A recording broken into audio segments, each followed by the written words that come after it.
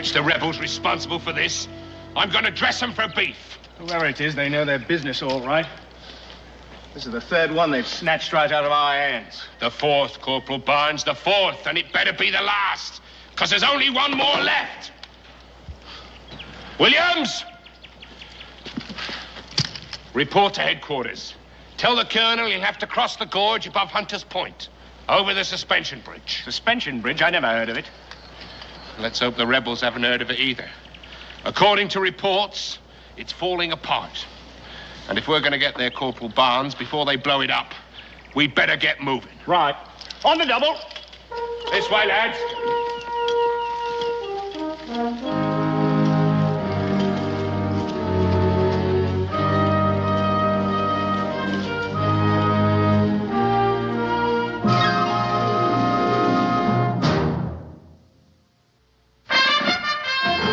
Daniel Boone was a man, yes, a big man, with an eye like an eagle and as tall as a mountain was he.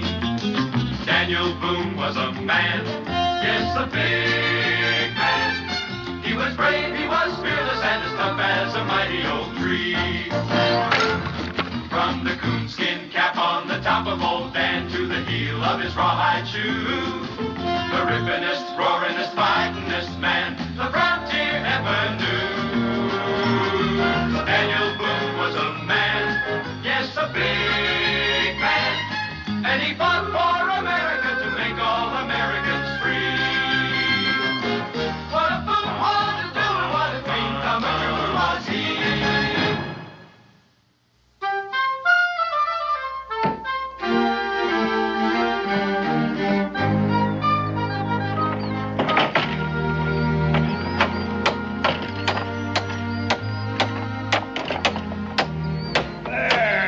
Got it. Well, I guess that does it for the braces and supports, Pa. As soon as we get some planking and those loose rails fixed, she'll be as good as new. Looks better than it did last year at this time. We could never manage without it.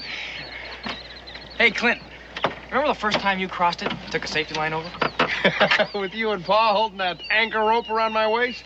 Well, I don't want to try that again. Well, you said you weren't scared. Well, the only reason I did it was because I knew if I didn't, you were bound to have a try at it. You know, Pa, we could charge a toll for crossing it. Help to pay us back for labor and material. Oh, no. Anyone wants to cross, they're welcome to it. I don't aim to make any money out of anybody's need. But come on, help me pick up these tools. You can bring a couple of more loads across before summertime. All right, let's get this up here, kid. In there. All right, you take the lumber, I'll take the keg of nails. Okay.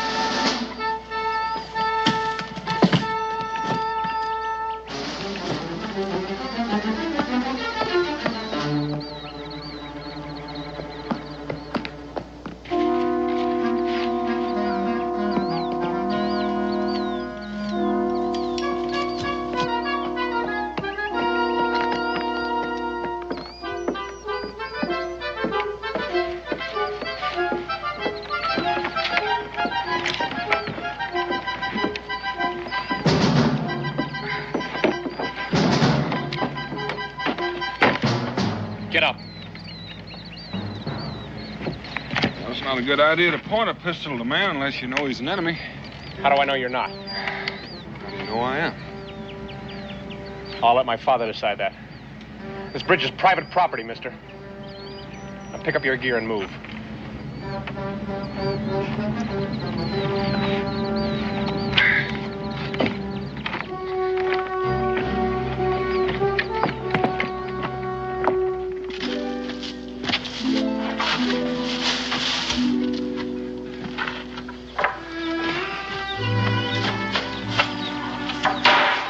I'm over here, Clint. I found him by the bridge, Paul. You're a long way from nowhere, mister. Gotta state your name and business. My name's Boone, and I didn't get a... Daniel Boone? That's right. Well, I'm mighty sorry, Mr. Boone. But what with the war going on and everything, This here's the man that opened the Cumberland Trail in Kentucky. Ain't that right? I reckon so. We might not even be here but for him. My name's Bickford, Mr. Boone. This here's my two boys, Paul and Clint. Howdy, Mr. Boone. Sure, I'm sorry, Mr. Boone, for back there. It's all right, son. No harm done. Mr. Bickford, I need to talk to you. Why, sure, sir. Go right ahead. Well, I didn't happen up here just by chance. I'm here on Army business. Well, how come you're not in a uniform? Well, I'm not in the Army, but I have papers authorizing me to carry out my orders. Well, what do the Army orders have to do with me, sir? Possibly quite a bit. You may not know it, but there's a British regiment on its way up here now. Oh, how does that concern us? British intend to burn all the outposts, destroy all the forts. My orders are to see that they don't come across to this side of the gorge. Well, I don't know much about military matters, Mr. Boone, but I know I can think a heap better over a cup of coffee. Come on.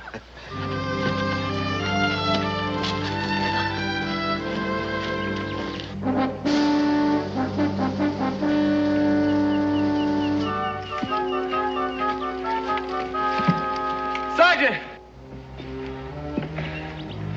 Can't we stop here for a breather? We keep on going till we reach that bridge. We can't keep up with you, Sergeant. We need rest. You men can rest when the bridge is secured. If you insist on going on, sir, you'll have to reach that bridge all by yourself. And if somebody blows that bridge private orcs before we get there, the colonel's apt to be very, very upset. Now get out! Come on, move! All of you!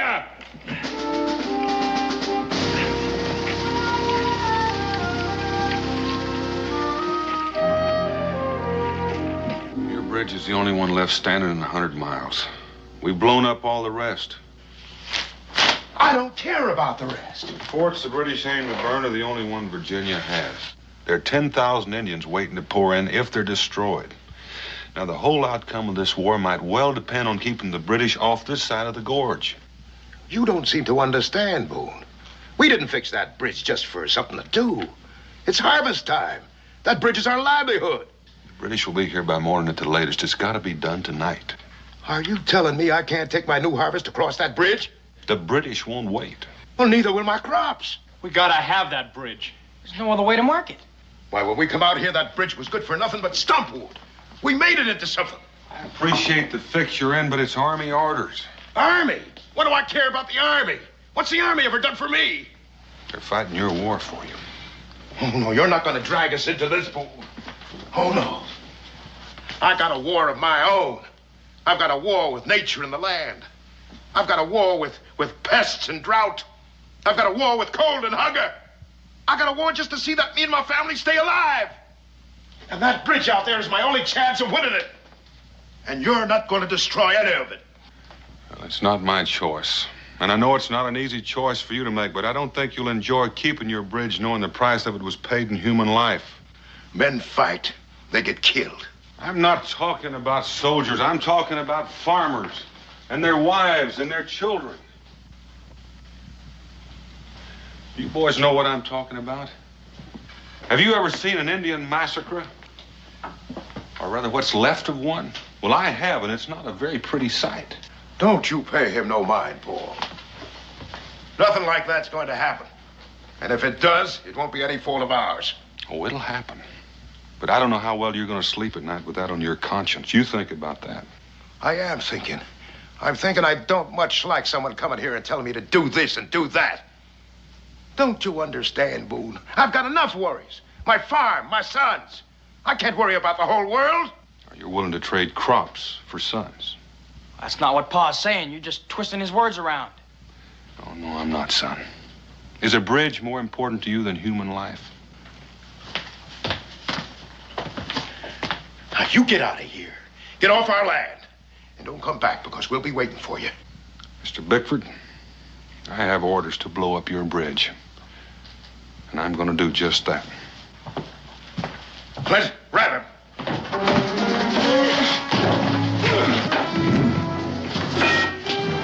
Grab him! Grab him, Clint!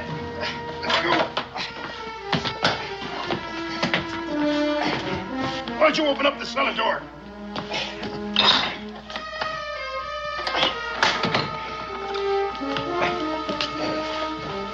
Wait a minute, let me get this out of here. Ease him down. Go ahead, get him down.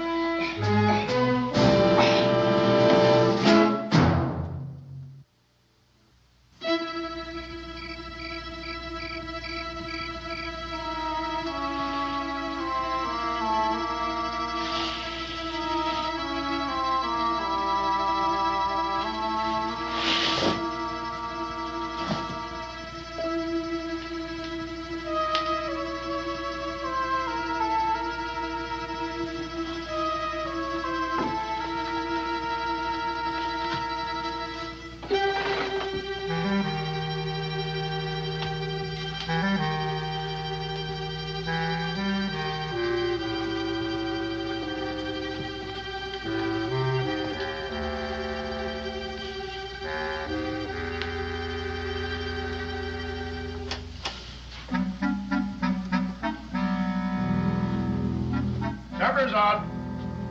Come on, let's eat. No sense of letting the food get cold.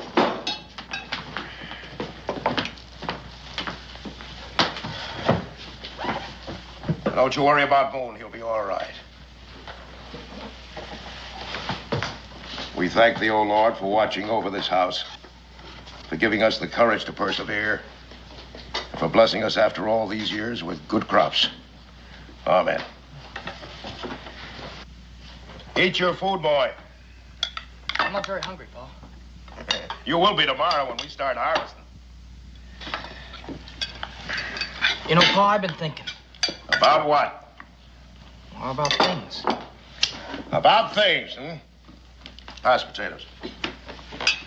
Well, about what Mr. Boone was saying. Forget Mr. Boone. He didn't say anything worth thinking on. How can I forget him when we got him prisoner? And besides, I just think he was getting at something. Something important. Did you now? Pa's right, Paul. Boone was just running on, saying what he thinks. That don't mean we have to think the same. Yeah, but I never heard the war talked about that way before. I mean, I never did worry about anybody else's stakes in it except our own. A man wants to survive out here. That's all he better worry about, son. But crops for lives? Would you really want that on your conscience? Now, if I was you, I wouldn't be so quick to listen to Mr. Boone. It's easy enough for him to come here and tell us what our problems are and how to solve them. But he can just walk away after it's all over. Well, we've got to live here and take what comes. You're too young to remember. We had a good crop once, ready for harvesting. And what happens? Neighbors' cows broke through the fence and trampled the crops. But they didn't trample, they ate. Now, what did the neighbors do about that? They just said, we're sorry. Just like Mr. Boone. They gave us half a side of beef. Half a side of beef. Had a scratch to make it through that winter. What do you think we came out here for, Paul? I know, to get away from people, to have some peace. Get away from the war, I reckon. But it seems like the war's come to us now. And maybe it's like Mr. Boone said, there's just no way for us to stay shut of it. Mr. Boone! Mr. Boone! I tell you, it's not our fight. And I have to see that we don't have any part of it. Well, you always used to say us settlers had to stick together if we were ever going to be free. If there was ever going to be a really good country here. Well, what's the use of being free if you're hungry? If you're not free, you shouldn't even be here. Now, this is the gratitude I get. Now, the thing I ever did wasn't for you boys. And now the first stranger comes along, you start repeating them as if he was the only man on earth who knew anything. I was only asking some questions, Pa. Don't ask any questions.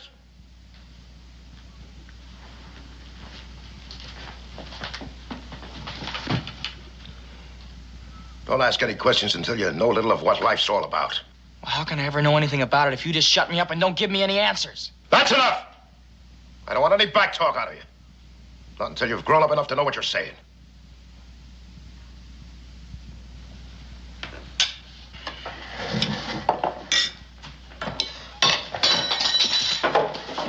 Where do you think you're going? I have a little talk with Paul. You didn't have to be so hard on him. Well, let him simmer down for a while. If I'm not hard on him, how's he going to learn?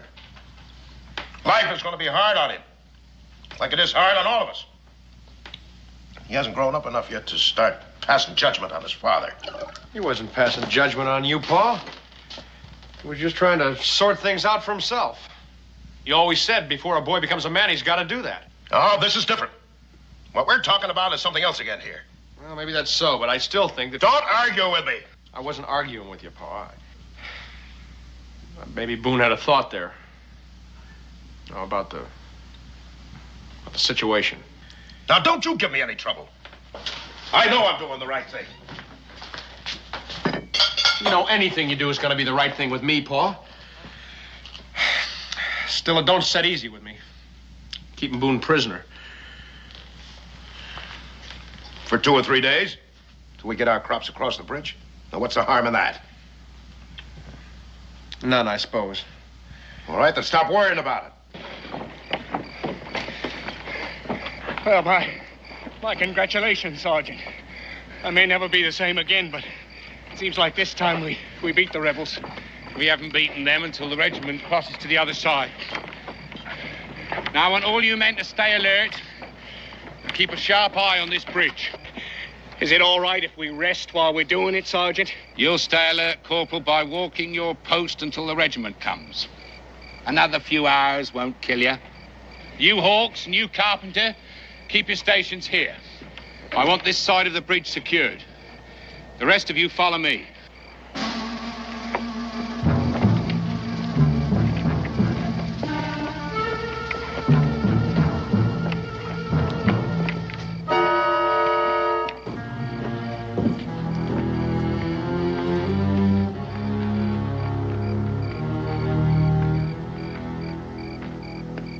You all right, Paul? Paul didn't mean what he said. Then why did he say it? Well, you got to understand about Paul. Life's never been very good to him. I reckon he's failed at almost everything he ever tried, due to one thing or another. In a way, he even blames himself for Ma's dying. Or feels guilty, anyway. Because she never had the things he thought she ought to have. Can you understand that, Paul? I reckon I can. That's why the bridge is so important to him. 'Cause we got a good crop this year. And if you look at it one way, that bridge could be the difference between success and failure. And I reckon he just can't bear the thought of losing out again. You think he's right in what he's doing, Clint? He thinks he is. And I reckon when it comes right down to cases, the man's got to act according to his own lights. No matter who gets hurt. That's the hardest thing about making up your own mind. Well, Pa's got his mind made up. So it seems. But you're not too sure about yourself. What makes you think I'm not? You stand there and tell me about how I got to understand the way Pa thinks. Only it's not me you're trying to convince. It's you. You know, for someone who's not grown up yet, some of the things you say make quite a bit of sense. Oh, you're just trying to make me feel better. Maybe. The question is, do you? You know, Clint, I always feel good when I talk to you. Good enough to eat your supper? Yeah, I guess even good enough for that. You go in the house and eat. I'll go help Pa in the barn.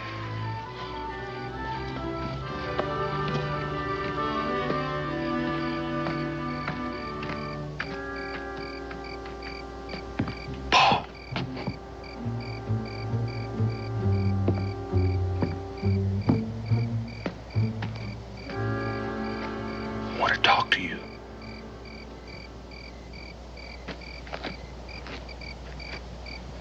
What about? Well, I'm sorry I brought up things that made trouble between you and your pa. There wasn't no trouble. Oh, I thought, Don't matter what you thought. My pa's always known what's best. well, maybe things might be different this time. Wow. Well, look at it this way. Your pa may think he's being neutral, but by helping the British, well, it's plain to see what it adds up to. He might be called a traitor. You don't know what you're talking about. My pa's no traitor. I'm sure he doesn't mean to be, but that's what it adds up to. And by your helping him, that makes you one, too. I know what you're trying to do. I'm trying to get you to keep your father from becoming a murderer. A murderer? Paul, what do you figure he's going to do about me? I don't know. Let you go, I guess, when he thinks it's safe. He lets me loose. He knows the Continental Army gets wind of what he's done here. He'll be hanged as a traitor. That leaves only one thing for him to do, to kill me. He couldn't. Paul, when a man wades deep enough into a river and the current gets at him, it'll carry him away whether he likes it or not. Hey, you there.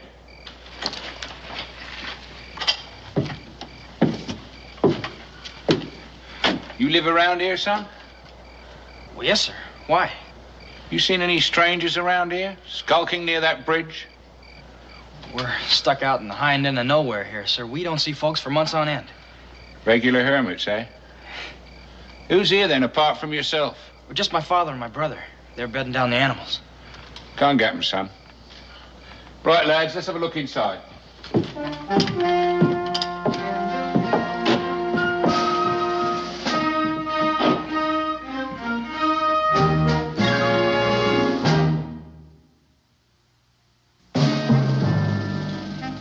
Thanks, Mr. Bickford. A good cup of tea helps after a long march. There's some food on the table, then. That's most hospitable of you. Poor colonials. Are you as generous to rebel troops who pass this way? We don't take sides in this war, sir. I should think you'd have a hard time staying neutral. Well, not way out here, sir.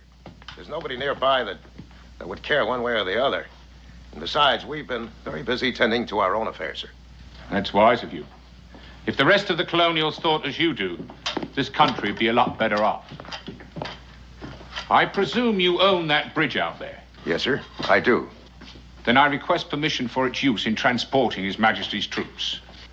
Just go ahead and use it. I reckon it wouldn't do me any good to say no.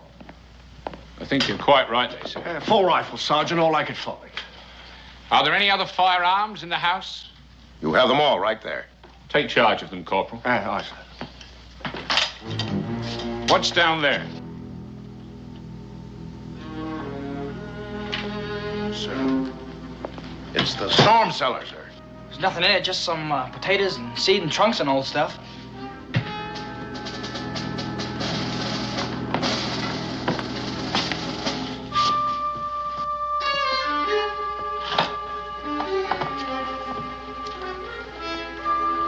Hey, wait a minute, Sergeant.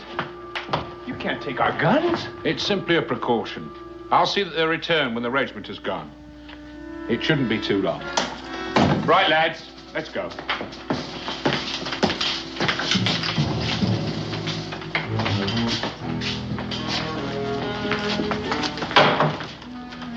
Well, that was close. Well, now we can forget about the British. Our troubles are over. Yeah, well, maybe they're just starting. Nonsense, boy. We've got no quarrel with them. Well, what are we going to do with Boone? Well, leave him there. He has sense enough to stay quiet. It'd be mighty awkward to try to explain his presence here. All right, you two get to bed. It'll be over tomorrow. And remember, if we're friendly to them, they'll be friendly too.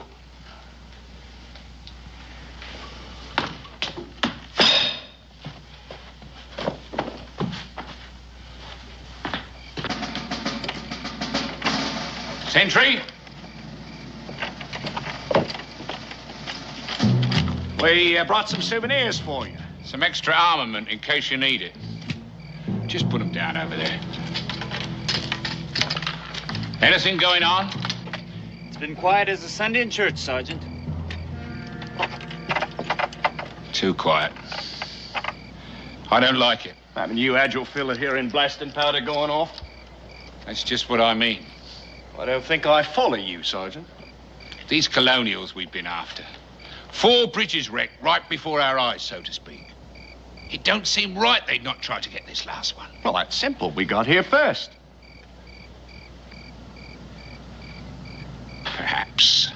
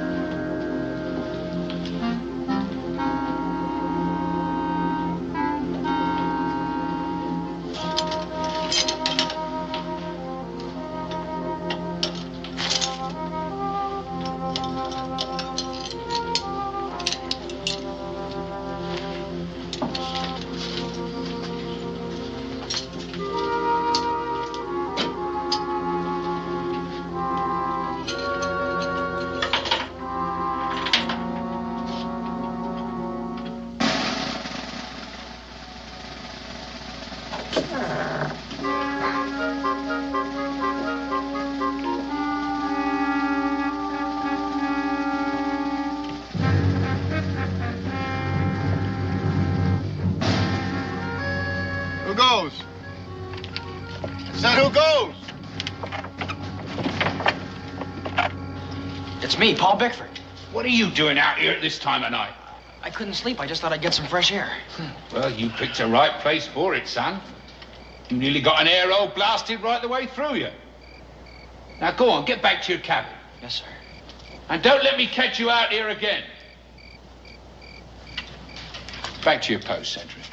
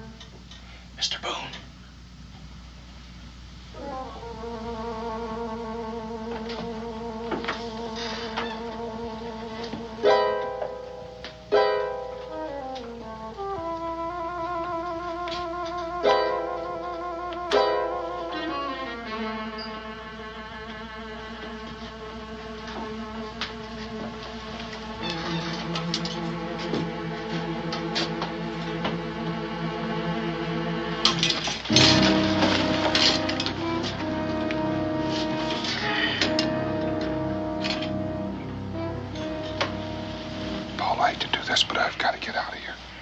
Are you going to yell if I let you go, or do I have to quiet you? I came to help you. Good.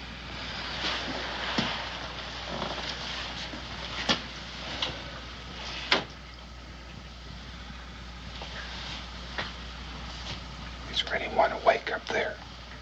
No. Mr. Boone, what you said about my pa's becoming a murderer, you weren't lying to me, were you? I wasn't lying. My pa ain't gonna see it my way. But it just seemed to me I sort of had to save him from himself.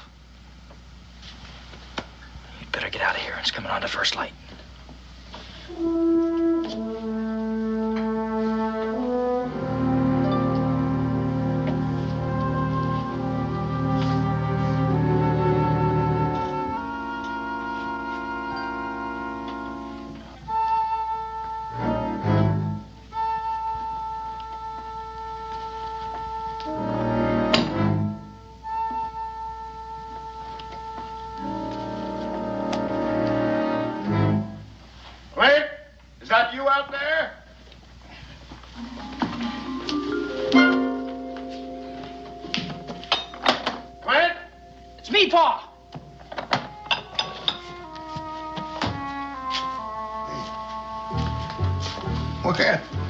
What are you doing up so early?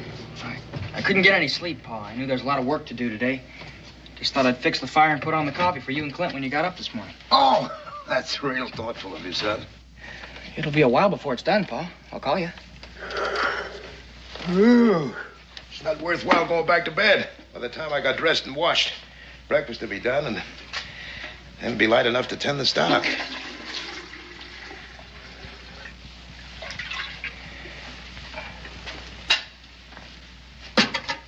Paul, I'd like to talk to you.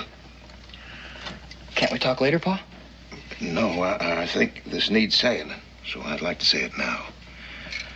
I'm sorry for what happened tonight. That's all right, Pa. No, it's not all right.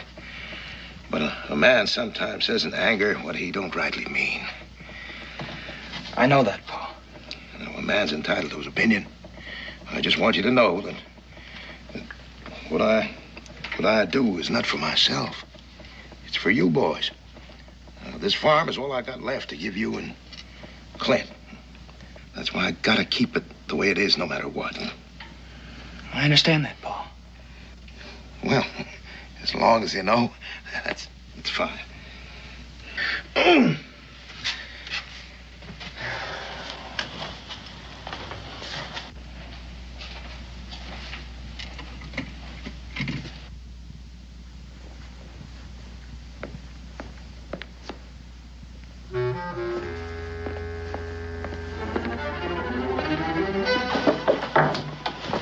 What is that? I'm just fixing breakfast.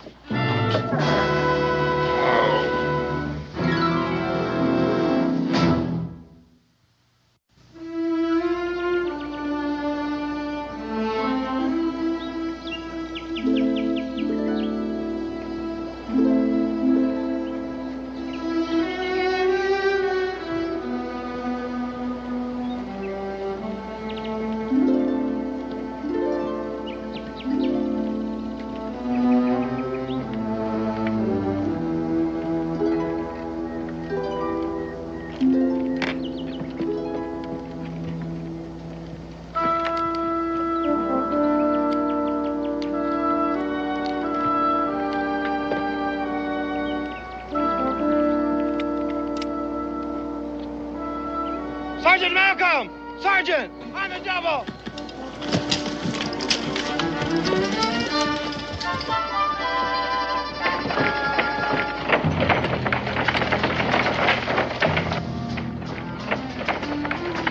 What's the trouble, Carpenter? It looks like a bag of plastic powder tied under there. Cut it loose.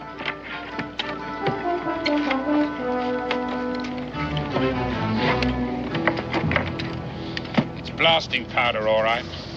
You men search this bridge carefully. You, sentry, come with us.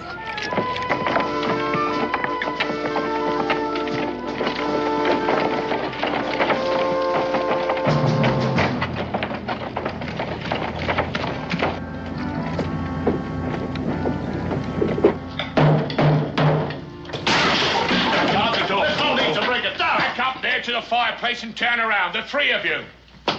Move over there. Now, just a minute, Sergeant. I'll give a man a chance to explain. Explain? What would you like to explain? This?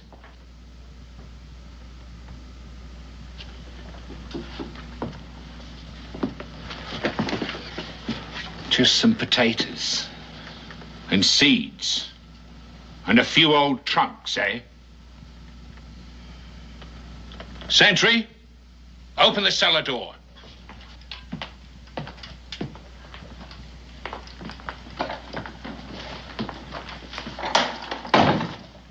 Tell him to come out.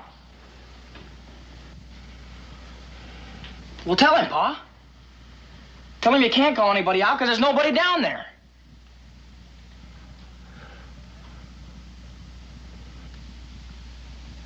I shan't ask you again.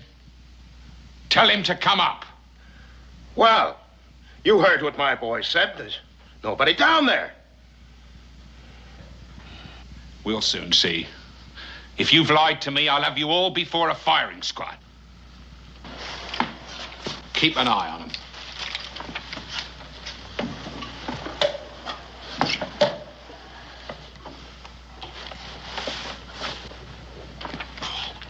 It's all right, Clint.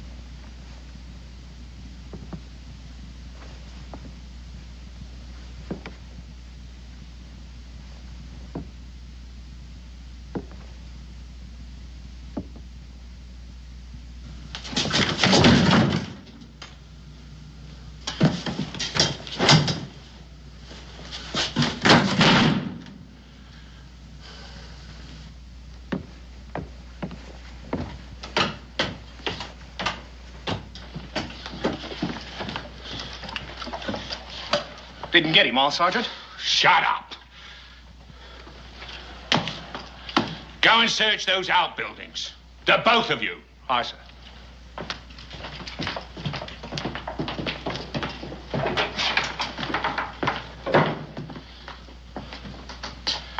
Mr. Bickford, I believe that something's gone on here that you haven't told me about. Well, you saw for yourself. There was no one down the cellar. And I told you we hadn't taken sides in this here war. Under the circumstances, you will confine yourselves to this cabin. Well, Sergeant, we have a stock to tend to. Horses to be fed. A cow to be milked. All right. See to your stock. But I don't want to see you near that bridge. Understand?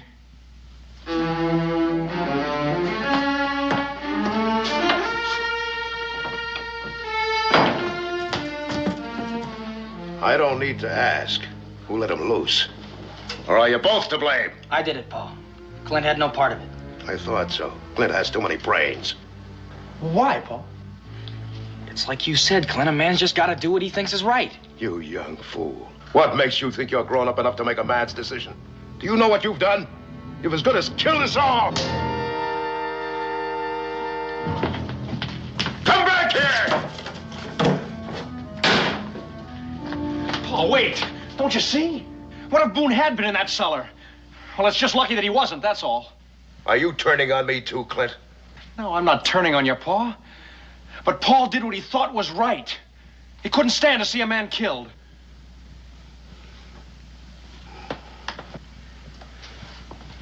Oh, I should have killed him myself while I had the chance. Now he's got his powder and he's gonna blow up our bridge. It's not important, Paul. Look, I worked on that bridge just as hard as you did. Maybe harder. But it still ain't worth killing for. It's not too late. He's out there somewhere. He's out there near our bridge. Are you coming with me, Clint? Pa, you can't go out there.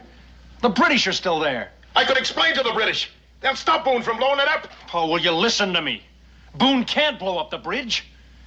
Not with our British still there.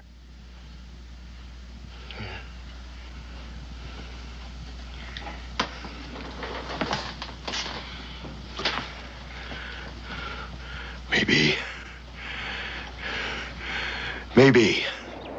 Anything going on? Not a thing, Sergeant. There has to be someone around here somewhere. You two go and search the woods. Barnes and I are going to have a look over the other side. Come on, Barnes. That right, Sergeant.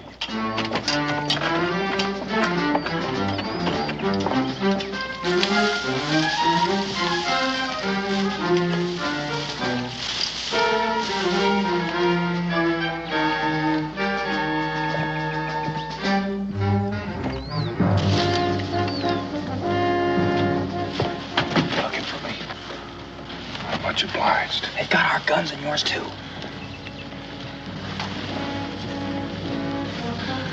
Our guns are stashed right over there.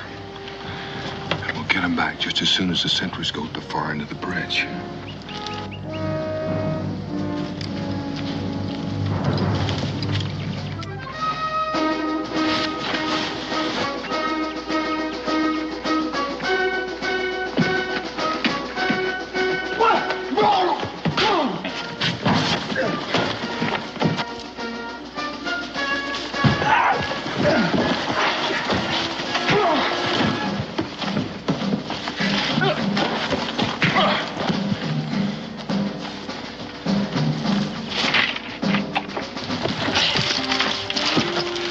Paul, get up on that cliff. Be careful.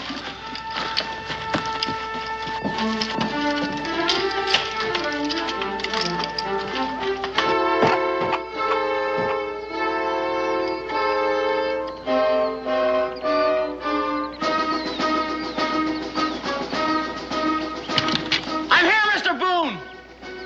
Keep them back.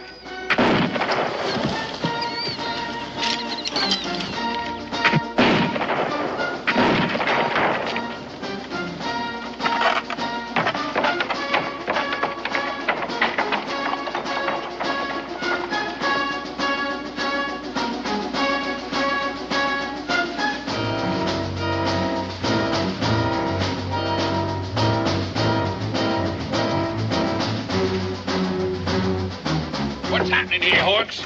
That kid on top up there.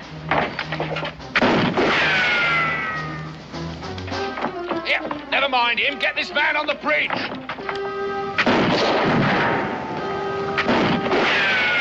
Come on, we can get him before the boy reloads. Right, Sergeant.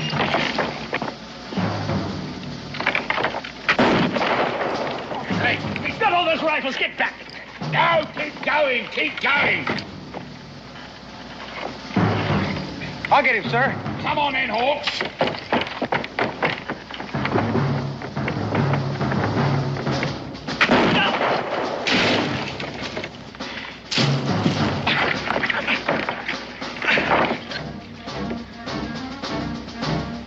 Get that man there, Corporal. Aim as fast as I can, Sergeant. Come on, Barnes, get him. Good.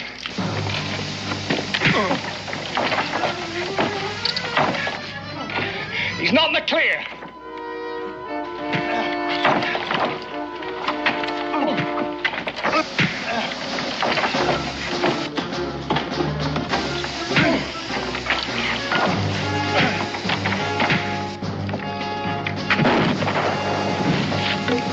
Now get that fuse. Get the fuse.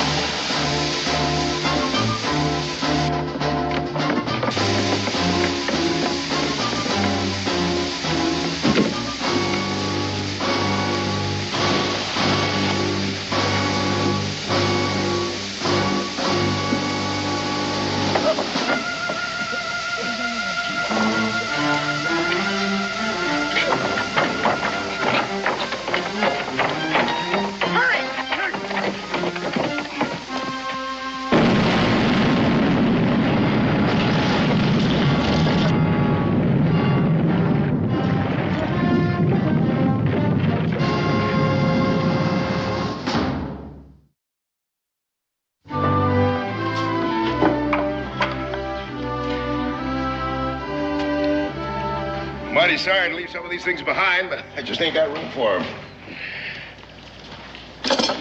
Well, you'll come back after the war. Build a better bridge than the last one. Oh, no, Mr. Boone. We start depending on it like before. When a man's got just one thing to depend on, he's apt to give it a value which is a whole lot of reason. That bridge pretty near lost me all I hold close. My sons and my pride, my self-respect. It cost me dear, but I'm glad I got it learned in time. And I learned something else, too. Those boys of mine got more brains than I have. You ready to start, Mr. Boone? Anytime you are. Let's be about it. All right, boys, come on.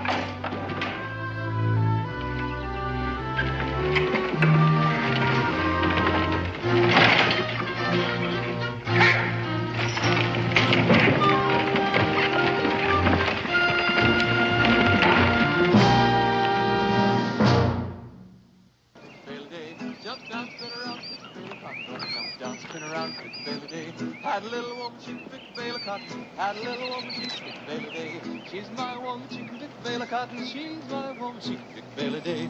Oh, Lordy, jump down, spin around, pick a bale a day. Jump down, spin around, pick a bale a day. Jump down, spin around, pick a bale of cotton. Gonna jump down, spin around, pick a bale a day. Had a little woman, she could pick a bale of cotton. Had a little woman, she could pick a bale a day. She's my woman, she can pick a bale of cotton. She's my woman, she can pick a bale a day. Oh, Lordy, jump down, spin around, pick a bale a day. Oh, Lordy, jump down, spin around, pick a bale a day. Gonna jump down, spin around, pick a bale of cotton. Gonna jump. Howdy. Good morning. Morning. Mighty nice day. Yes, it is. Mind if I ask a personal question? No. Well, what are you doing up in the tree?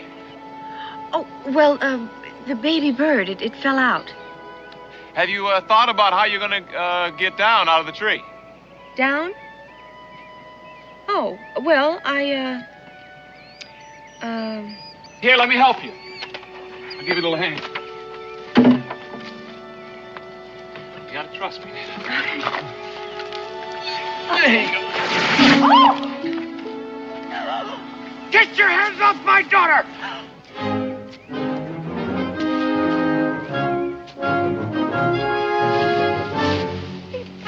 Quiet! I suggest you go about your business, young man.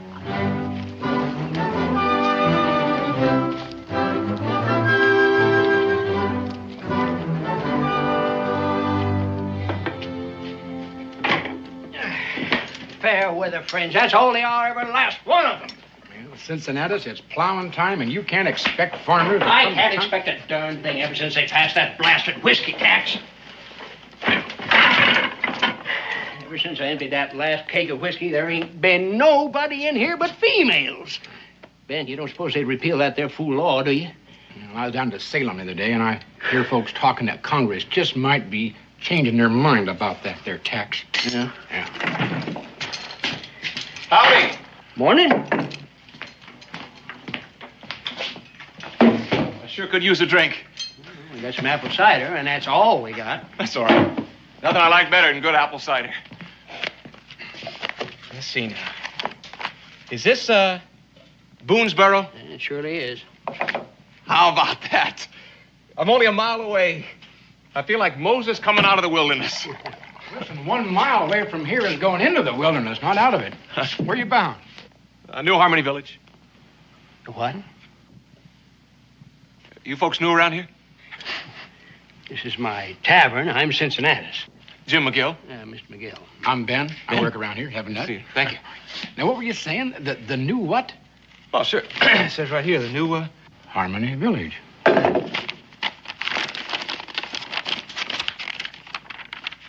Is there something wrong, Ben? Where'd you get this? Back home. Outside of Williamsburg. Did you pay money for it? You might say my life savings. Why? Who sold it to you? Well, it says right here, an authorized agent of the Daniel Boone Land and Development Company. The what? The Daniel Boone Land and Development Company. Look, there is a Daniel Boone, isn't there? Oh, yes, there's a Daniel Boone, all right.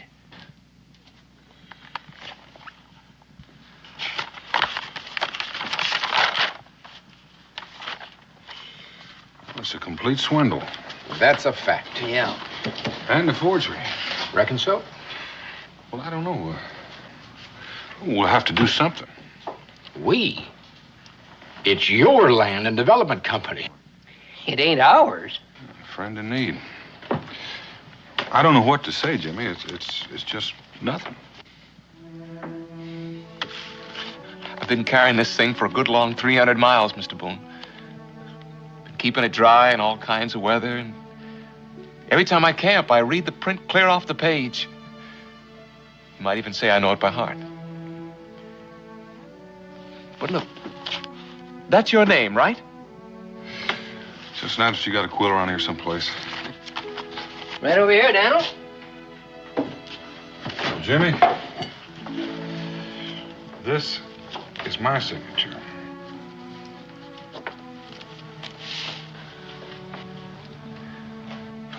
Why? Do you ever see anybody so prime, first class, A number one stupid? Not lately, anyway. How'd you ever believe all of that, anyway? What did it say here? 2-room cabin and cleared land and Indian servants. How come you left that part out about the blue-eyed, curly-headed blonde wife, huh? Oh, no. You didn't read the small print. I need to rub it in, Ben. I guess I got it coming. But when I dream, I really dream, don't I? I don't suppose there'd be any chance of finding the swindler who... He's not likely to be waiting around for me. Thanks anyway, Mr. Boone. Jimmy? Better go see if I can find a way to earn my supper. Oh, here's your map.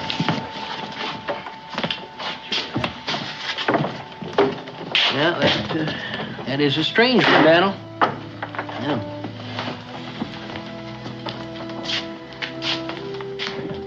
You know, he's not your responsibility, Daniel. Oh, I know it, Ben. He took it like a man, didn't he? Yeah, he did. Well, put yourself in his place. I sure wouldn't mind. What is Rebecca cooking up for supper anyway? Always thinking about your stuff. Yeah.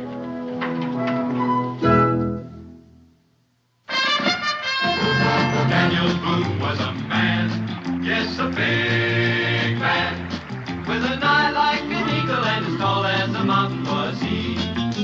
Daniel Boone was a man, yes, a big man. He was brave, he was fearless, and as tough as a mighty old tree. From the coonskin cap on the top of old Dan to the heel of his rawhide shoe, the rippinest, roaringest, fightingest man the frontier ever knew. Daniel Boone was a man, yes, a big man, and he fought for America to make all Americans free. What a Boone wanted to do and what a dream come true was he.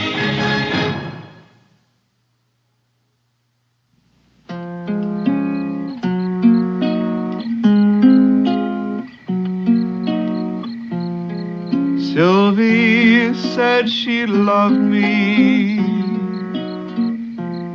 Now I know she lied. She hasn't been to see me since the last day of July. Bring me a little water soon. Oh, bring me little water now. She hasn't been to see me since the last day of July. Supper will be ready in a minute. Sure wish I could play one of those. Maybe you can. All he needs is a head for music. How do you know? How do you know what? You got a head for music. That's just the trouble. Sometimes you don't know whether you can do something till you fall on your face a couple of times. Becky, you know that nice piece of land we have over on Bluebird Ridge?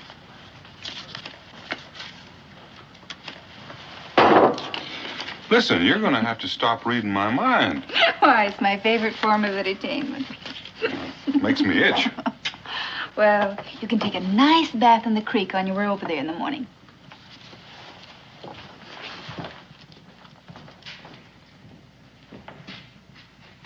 Jimmy, come in here.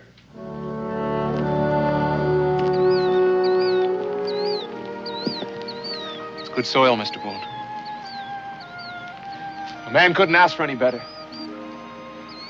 And all this. Well, this is about the prettiest place I've ever seen. But I've got no money to pay you for it. The Daniel Boone Land and Development Company. Well, you don't have to pay me right now. You can pay me a little at a time, whenever you get ahead. I'm pretty sure Cincinnatus would give you credit for seeds and supplies. Sure is tempting.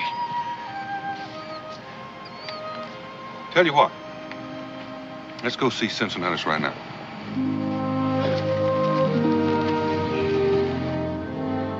No, sirree.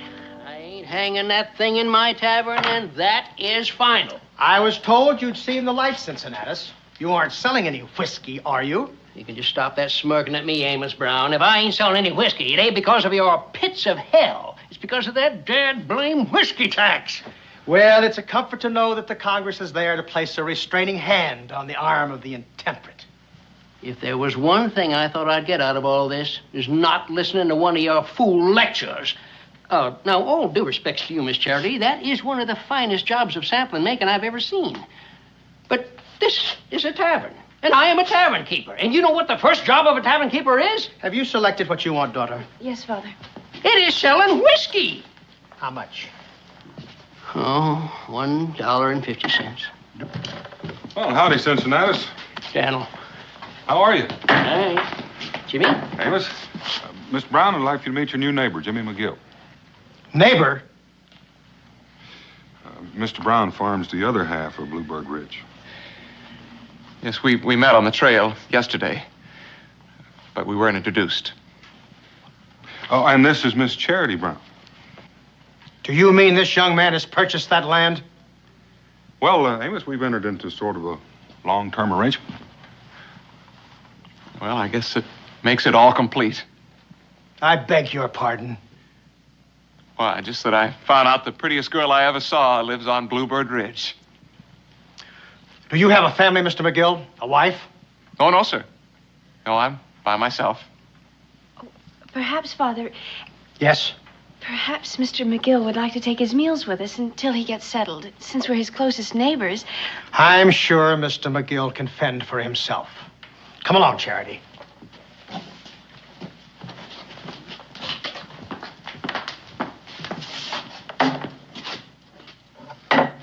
But on the other hand, you might like to join us for Sunday services. I sure would like that, sir. Good. Mr. Samuel Stone will be with us. Charity is betrothed.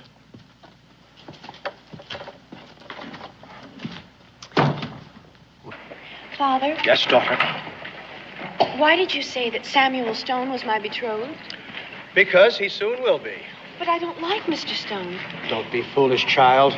Samuel Stone is an upstanding, God-fearing young man. How can you not like him? He never smiles. If Samuel isn't frivolous, it's because he spends a good deal of his time wrestling with the devil. Father, Besides, he's a very prosperous farmer. I'm not getting any younger. I will never consent to your marrying anyone who could not take care of you. It's the last promise I made to your dear mother. May her soul rest in peace. wouldn't Mother have wanted me to be happy? I know she would not have liked this unseemly discussion. Yes, Father. Well, there you are. Well, drat that Amos Brown. He left that thing here on purpose. I know he did. That's kind of pretty. Did Charity stitch that? Oh, well, I hope you ain't one of these demon rum folks, too. Oh, no. I just think folks are entitled to their feelings. You know, Cincinnati's going to take me about 100 years to pay you back for all of this. I wouldn't say that long, Jimmy. You do a little trapping in the winter like the other folks around these parts, and we'll likely be squared up in a couple of years. No, you don't need money much around here anyway, Jimmy. It's fish in the stream, game in the woods. You can grow almost everything else you need. Well, almost everything.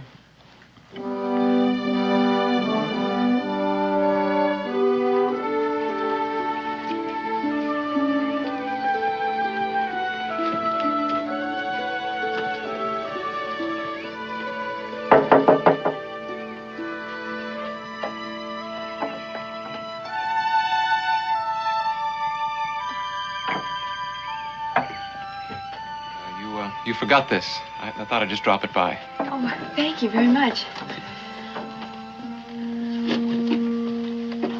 Mr. Brown, you have a very nice house.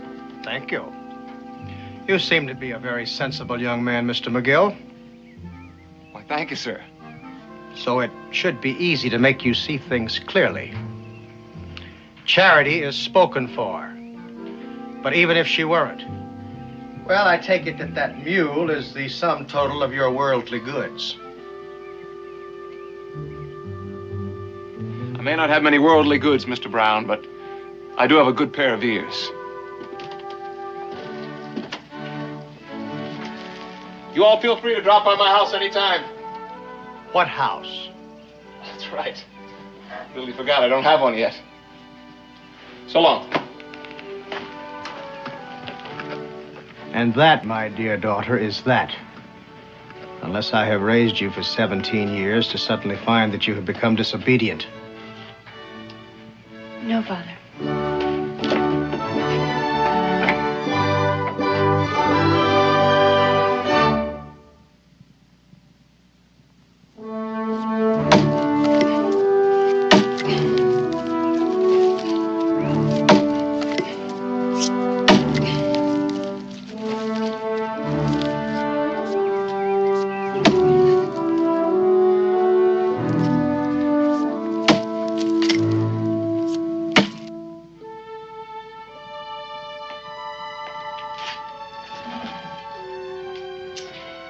You don't suppose Mrs. Samuel Stone will be allowed to have a looking glass either, do you? Miss Charity Brown, you are a sinful young woman. You must strive harder for perfection. Oh, but Mr. Stone, it was just the teeny-weeniest little smile.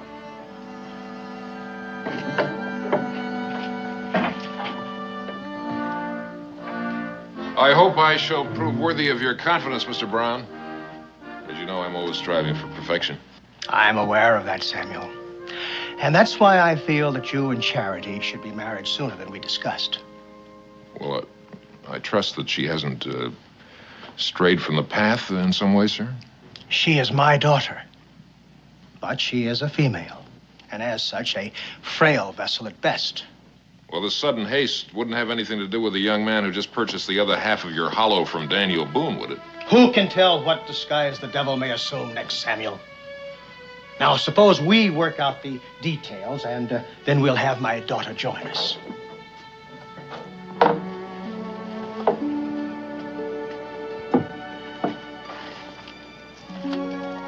Dear Lord, I've always tried to be your faithful servant, and I'll always do the very best I can. I'll marry Samuel Stone tomorrow, if that's what Father says, because I do honor my father. I do. Just let me have 1 hour, Lord. 1 hour of... 1 hour of what, Charity Brown? Maybe he is the devil in disguise.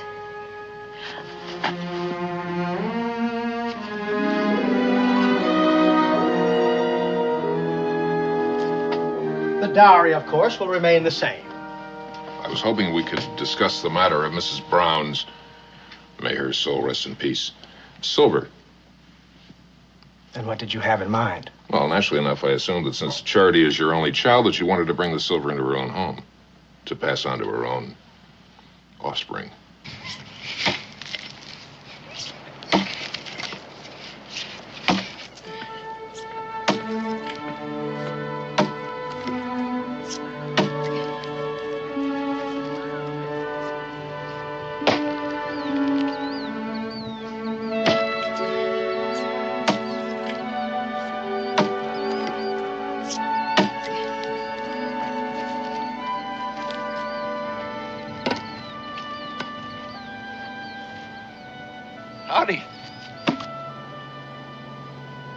I thought you might like some bread. I just baked it. No, wait a minute. Why don't you stay and share it with me? Well, it's not seemly. No, I guess I wouldn't be right. I was just trying to be, neighborly, not familiar. Well, of course. I understand. Out here on the frontier, a person has certain obligations to new settlers, but only so far, don't you think? Well, definitely. Oh. As a matter of fact, since I'm new in the area, I'd appreciate some of your views on that subject.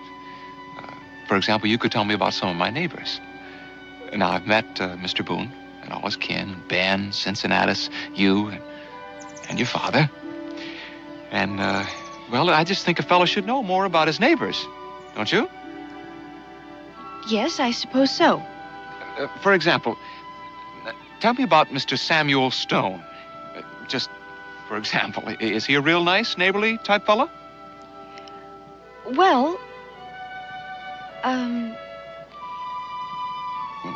That's very interesting, Miss Charity, but it's not very informative. Well, you see... Look, maybe you could talk a little bit if we went over and sat down, huh? Well, maybe just for a minute.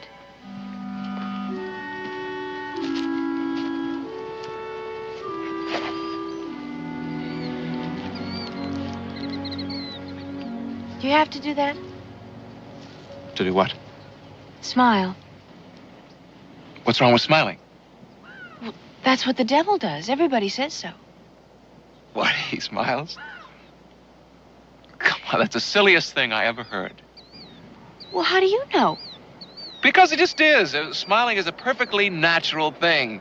It's like grass growing. Why don't you try it? Oh, Father would be ever so annoyed. Oh, come on, just one little smile. I'll thank you to remember I'm only staying here to help you get settled, Mr. McGill. I'll have nothing to do with any frivolity. No more smiling. Well, what were you saying? No, you were telling me about all my neighbors. Oh, yes, Mr. Samuel Stone. Well, Father just dotes on him. You mean on his money? I am leaving right now. No, don't do that. I didn't mean what I said. I just got a little riled up when your father said... When he talked about the sum total of my worldly goods. Well, he's just looking after my welfare. I know, but what about you? I don't understand.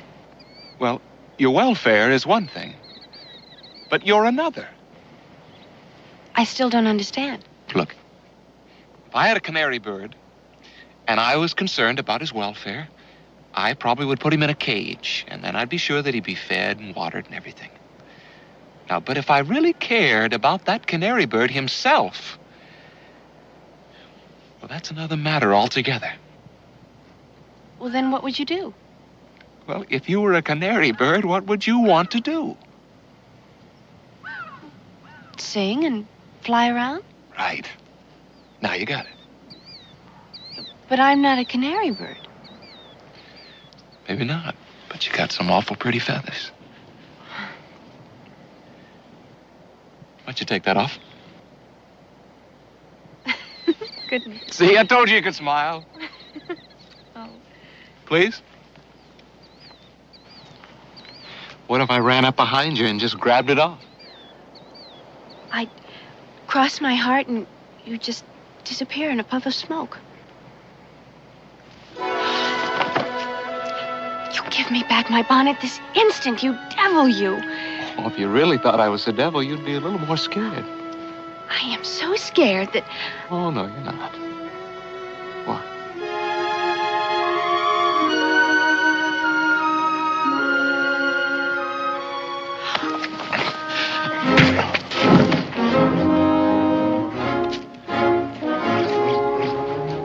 And I'm real pleased to meet you, too, Mr. Stone. We were just talking about you. Get up. What? What for? The hand of the righteous is what you need. I don't know what that's going to prove. Start packing up your belongings. What for? Because you're going to be off this land before the day is out.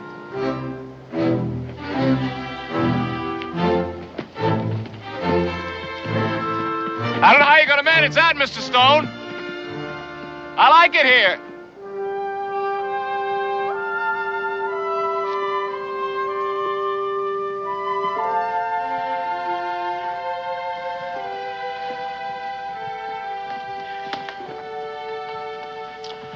Now, daughter, Father, does it have to be so soon?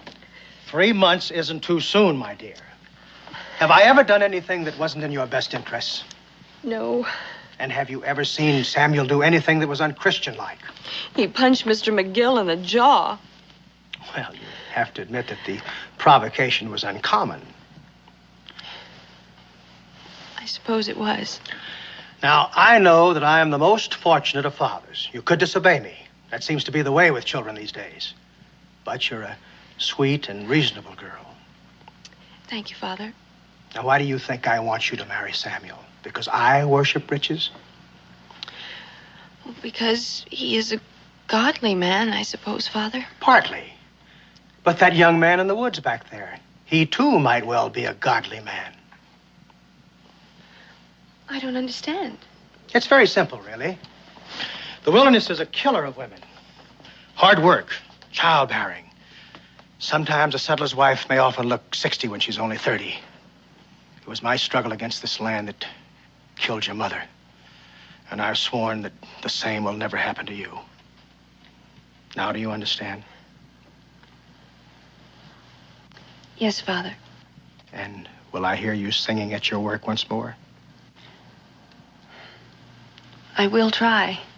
Good girl. Father, Yes, dear. since it's all been settled, does Samuel have to drive Mr. McGill off of his land? Does it mean so much to you? No, but he hasn't done it. It's really not your concern, is it, dear?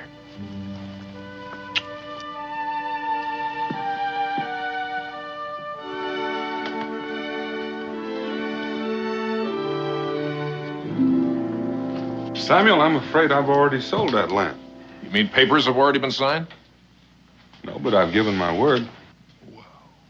I'll give you twice the price. You don't seem to understand what I said. I said I'd given my word.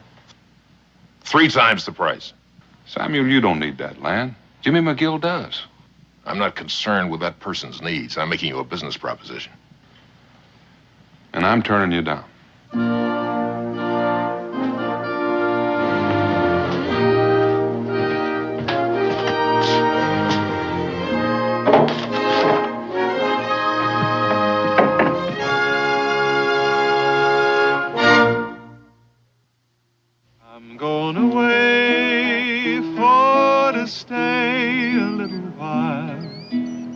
But I'm coming back if I go 10,000 miles. Oh, who will shoe your foot? Who will glove your hand? Who will kiss your ruby lips when I am gone to the promised land? Oh, it's me who'll shoe your foot. It's me who'll glove your hand. And it's me who'll kiss your ruby lips when I am gone to the promised land. I'm going away for to stay a little while, but I'm coming back if I go 10,000 miles. I'm going. Take you 10 years to clear the land at this rate. I know it. Say, just what did you do to Samuel Stone anyway? I kissed Charity Brown on the cheek. Why? Well, he tried to buy your note last night from Daniel. Offered him 2-3 times the price for it. He didn't sell it to him. No, Daniel wouldn't do a thing like that. Doesn't matter anyway, I guess. Hey, would you mind standing up? I want to kick you in the pants. What for? Because I feel like it. That's what's for. Yeah, I guess I deserve that, don't I? You're darn right. Listen, there ain't nothing standing between you and Miss Charity Brown that you can't earn in 10 or 20 years of back-breaking labor. I better get to work then. Hey, you got another axe? Sure do. Give you a hand.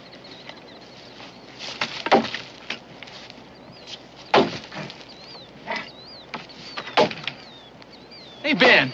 Yeah? What would you think about a fella abandoning his principles? Yeah, it depends on the principles.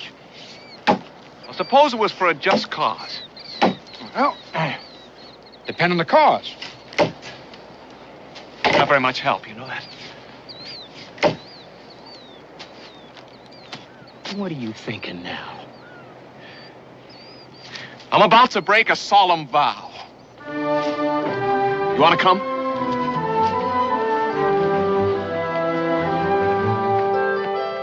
No, sir. I can't let you do it. It just ain't legal. Cincinnatus, whatever do you mean? What have I asked for that was illegal? Look, some sugar, some yeast, and some kettles. Why, it sounds downright wholesome to me. Do you think I was born yesterday? Sometimes it pays for a fellow to pretend like he was.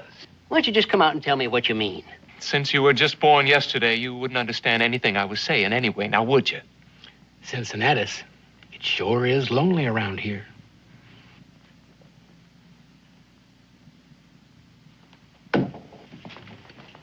All right. Sugar, yeast, and your kettles. Oh, I didn't ask for that. Well, you never know when an old whiskey keg might come in handy. I ain't got no use for it, that's for sure. I don't know. What do you think, Ben? Oh, they'd be nice to put some flowers in it. Cincinnatus. I'll plant some nice flowers in it, and when they're growing real good, I'll bring it on back, and you can sort of use it to dress up the place. Jimmy, I can't tell you how happy that makes me.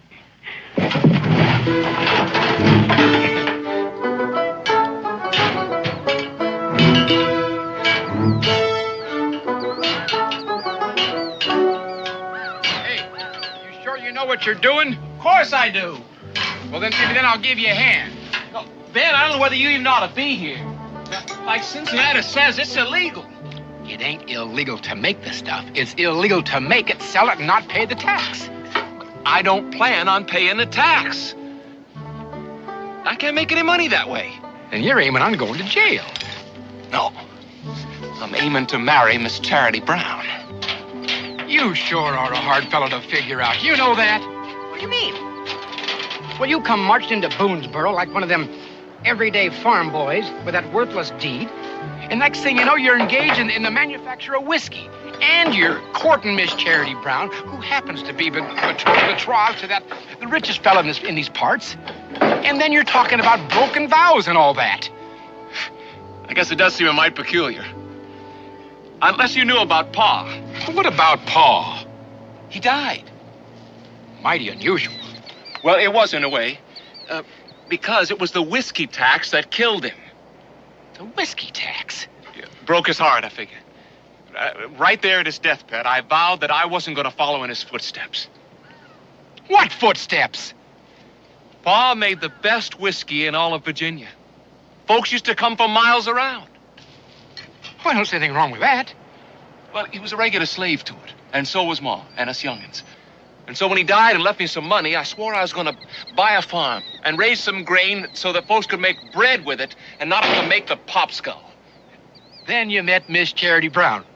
Not quite. First, I met those fellows from the Daniel Boone Land and Development Company.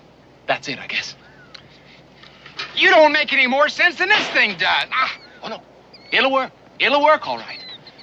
All I need now is some corn from the Indians. There are Indians around here, aren't there? Indians? You can't make whiskey with Indian corn? Why not? Grain is grain. All right, you're the expert. You don't want any help. No, wait, Ben. I need you to lead me to the Indians. Besides, another thing. When I run my first batch, I'd be really grateful if you'd come by and taste it for me. You mean you don't know what this stuff is supposed to taste like, even? Never touched the stuff. Another one of your solemn vows, I suppose. No, I just don't like the taste.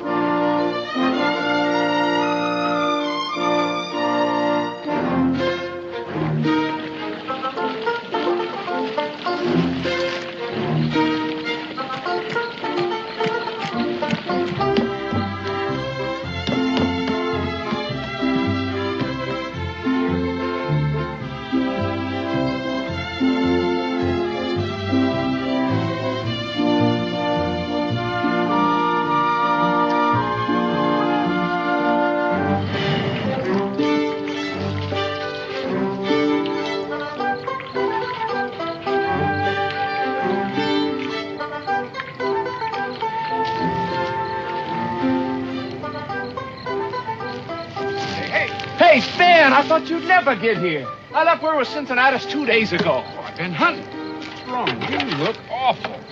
Here, take a cup. Smells like whiskey. Of course it smells like whiskey. Taste it. I ain't sure that's a real sensible thing to do, Jim. Look, Ben, Charity Brown is going to marry Samuel Stone next Sunday.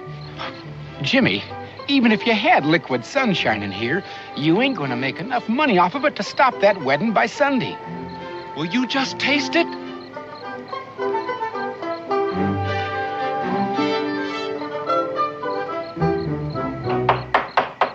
Cincinnatus, come on!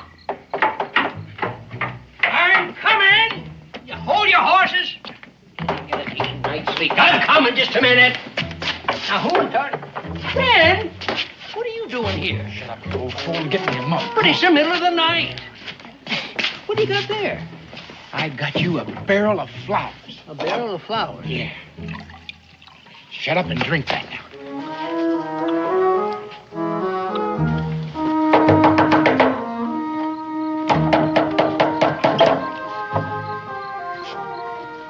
Don't look like it's trouble. Well, there is and there ain't. If you're not too busy, Daniel, we'd like to talk with you a minute. Well, I don't reckon you consider sleeping as being too busy. Daniel, just come on over here, huh?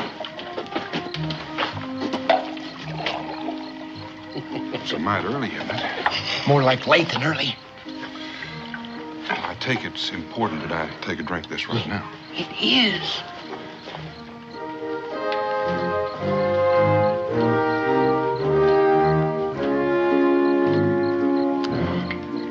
Where'd you get it? Unbelievable, ain't it? You'll never guess what it's made out of. All right. What is it made out of? Indian corn. Indian corn? I suppose that's possible, but where? Jimmy McGill. Brought it from Virginia. No, he made it. Right up there on Bluebird Ridge. Himself. And here I thought he was a farmer. Well, he is, but he's got this problem. Then you tell him. Jimmy didn't even taste it. That's right. He hates the stuff. He made it for Miss Charity Brown. Charity Brown? Well, I don't know what you're talking about. Maybe I'm still asleep. Charity Brown? Well, yeah, you know that Miss Charity Brown is going to marry Samuel Stone next Sunday. Well, you know, it's her pa that's again her liking Jimmy. If Jimmy ever had any money, why, her pa might look at things a little bit different. That's the only problem. Jimmy's got no money. That's why he made this still up there in the hill. I see.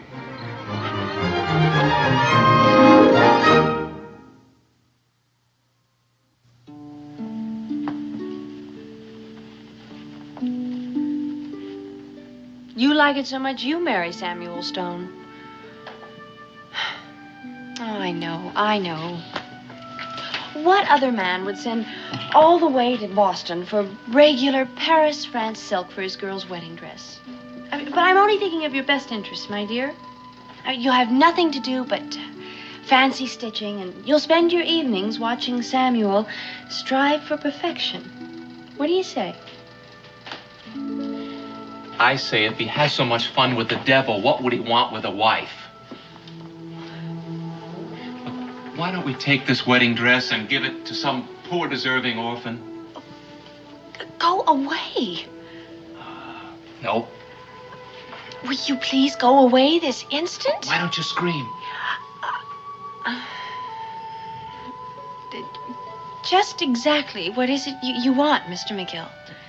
I want you to call me Jimmy. In the middle of the night? It's as good a time to start as any. Are you going to leave, or am I going to have to... Scream? We've been through that. Well, then, just what is it you want, Mr... Jimmy. Jimmy. I want you to come over here and give me a kiss. What? You heard me. You want me to leave? Well, I certainly do. One kiss. Off I go.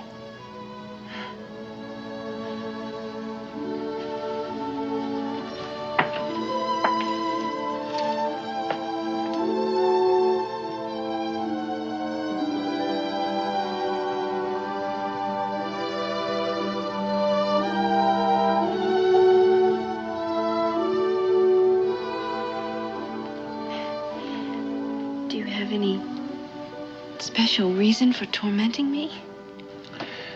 I only came to tell you that you're not going to marry Samuel Stone on Sunday. What do you mean? Because you're going to marry me. But... Don't worry. By Sunday, I'll be rich. Wait, how are you going to... Shh. Look, do you want to wake your father?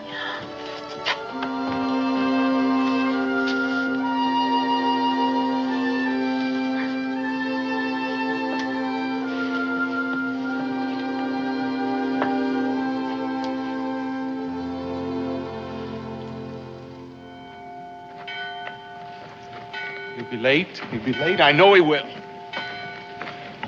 You don't reckon he got lost? Lost? Daniel Boone has been blazing trails clear to Mississippi and further. You don't reckon he's going to get lost going to the next county, do you? All due respects, even Christopher Columbus got lost.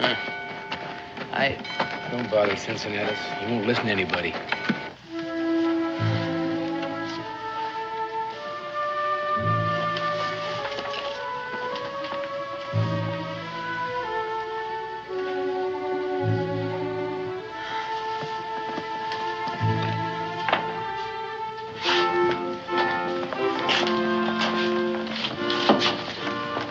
I can't wait much longer, Mr. Stone. I'm sure they'll be along directly.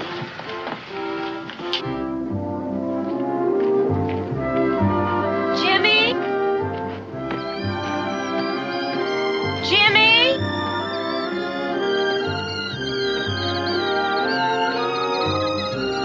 Jimmy?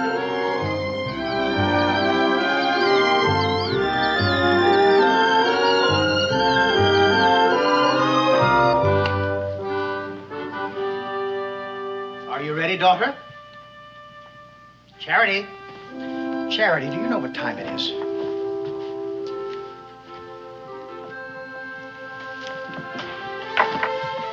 In heaven's name, where have you been? I was just looking around for the last time, Father. But you'll be here often, my dear. Yes, but it won't be the same, will it? Oh, come, child. You don't want to be late to your own wedding, do you? No, Father. Now, come, let's go.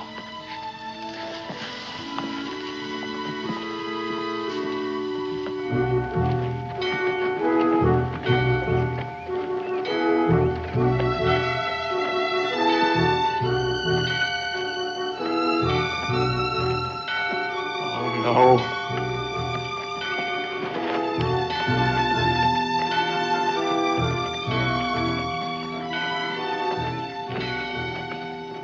Charity, You will please let us pass, Mr. McGill.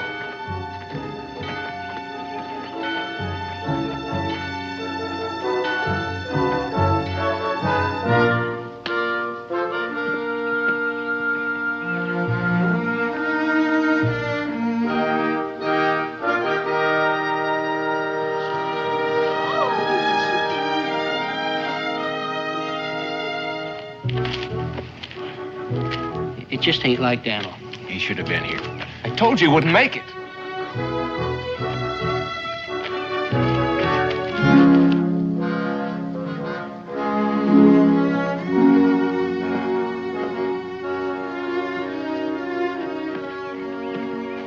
Do you, Samuel, take this woman, Charity, to be your lawful wedded wife, to love, honor, and obey, in sickness or health, till death do you part? I do. And do you, Charity, take this man, Samuel, for your lawful wedded husband, to love, honor, and obey, in sickness or in health, until death do you part? I do. If there be any man here who knows any reason why these two should not be joined together in holy matrimony, let him speak now, or forever hold his peace. Excuse me, Reverend, for breaking in this way, but well, I think I have something to add to this occasion. Who's that man with Daniel? I don't know. You know a reason why these two should not be joined together in holy matrimony? Well, we've come to offer Miss Charity a choice before it's too late. I'll thank you, Daniel, to state your business at some other time. Well, I'm afraid some of the time won't do, Samuel. This is Thaddeus King, Reverend. He's the man with the choice. Well? I have come to ask for Miss Brown's hand on behalf of a young fellow who has recently come into a considerable fortune. I fail to see why another man's fortune is good cause for discontinuing this wedding. I am Miss Brown's father, Mr. King. Perhaps you should explain yourself to me. I'd be delighted, sir. The young fellow in question has yearned for your daughter from afar, sir. And as I understand it, she has not found him lacking in qualities. But little more than a pauper when he first cast adoring eyes upon her, he set himself the task of making a fortune in order that he might aspire for her hand. And he did it. Yes, indeed, he certainly did. American ingenuity, together with the pangs of love. It's a combination you can't keep down, sir. You have evidence of this fortune, Mr. King? Yes, sir. Well, it's difficult for me to believe that such an amount can come to such a young man in such a short length of time through honest activity. Precisely how did he come about this money? Well, it is complicated, sir. But simply put, he has invented a new use for Indian corn. And as a grateful manufacturer, this is the least I could give him in return for the recipe, for the patent. Well, I don't know. Father, isn't it better to be rich and happy than rich and miserable? What'd you say, Jim? Short prayer.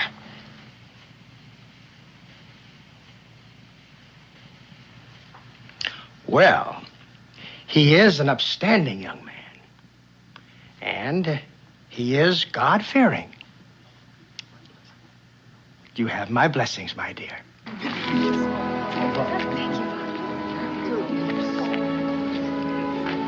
Samuel, I'm sorry. Truly, I am.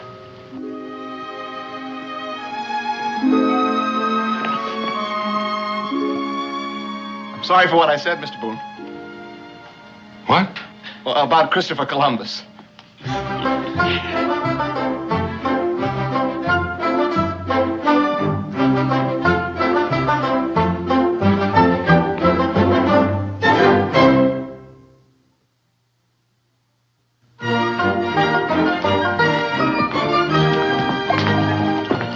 Daniel, you had us worried there for a while. Well, it turned out all right, didn't it, Ben? Yeah, it did. You know Thaddeus King. No, but I'd like to. Howdy. Nothing I like better than a happy ending. Well, I'd be a lot happier if they just get rid of this dad blame whiskey tax. Well, that's it. They just did. Oh, I tell you, they took the heart out of me when they passed that ridiculous tax. But yesterday I get word that it's been repealed, and Daniel here comes along with a jug of the best tasting whiskey in the whole world. I tell you, it is the happiest day of my life. Yeah, Daniel. I can just see millions of beautiful jugs of it. What are you going to call it, Thaddeus? Well, doesn't matter. I'll think of something when I get home to Bourbon County. To the bride and groom. To the bride and groom. Hey.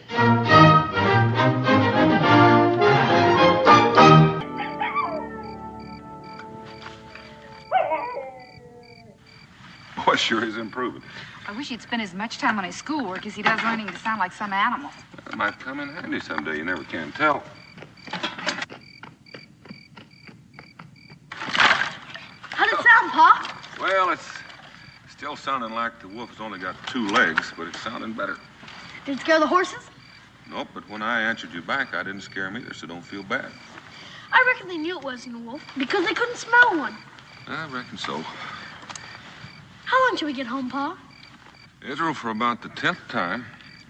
2 more days if we don't lose a wheel or something. We only got 2 more nights of camping out. I hope we only have 1 more night of camping out. If we're not going to camp out tomorrow, where are we going to stay? Well, Fort Howard, if the Colonel's got some place for us to stay there. Shucks. What do we want to go there for?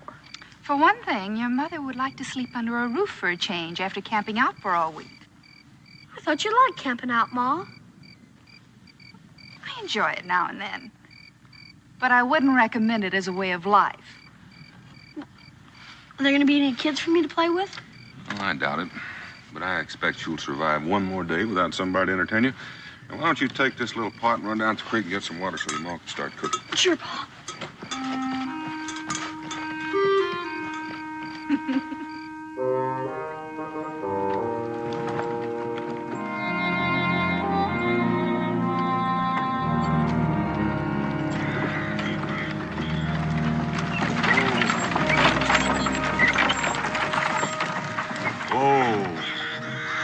What is it, Dad?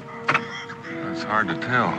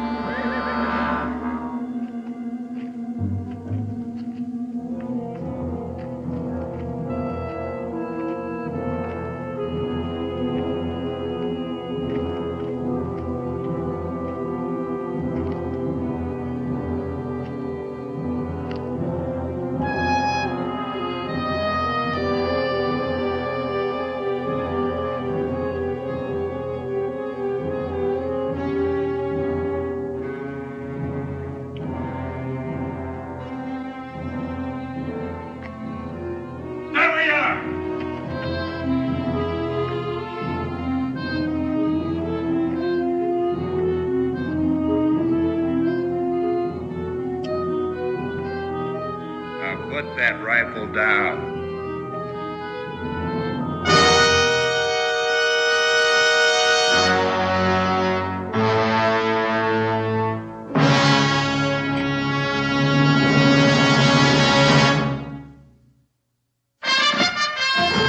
Daniel Boone was a man, yes, a big man, with an eye like an eagle and as tall as a mountain was he.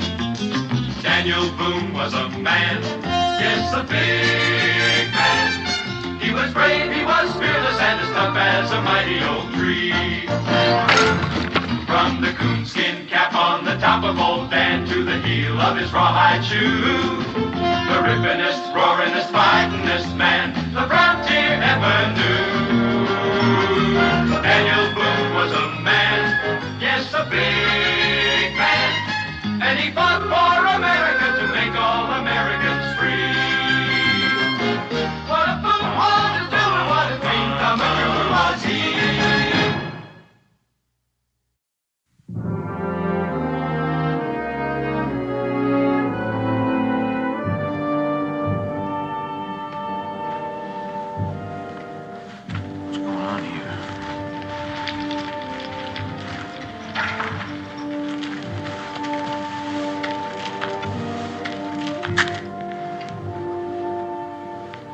Where'd you come from?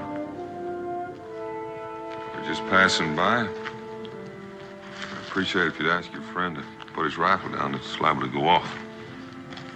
Put your gun down, Hanks. You told me to challenge all strangers. Well, they seem like friendly folk. Put your gun down. That's an order.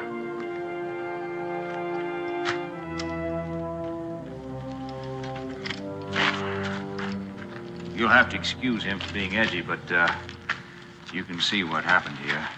There's only 5 of us left. Colonel Howard? Gone, and the other officers. I guess it's my command now, if you call 4 men a command. When'd they hit you? Daybreak. Killed 10 men in the first attack, got the rest in the second. They quit when they drove off the livestock. Likely that's what they were after. How come the 5 of you stayed on? Well, as you see, we've got some burying to do.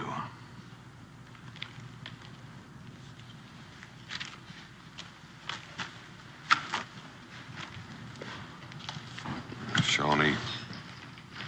How can you tell? By the fletching on the shaft. Seems like you know their habits. I do.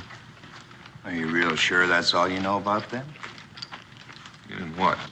I figure it's a little bit peculiar that they haven't bothered you. More than likely, the Shawnees headed west when they left here. We came down from the Salt Licks from the north.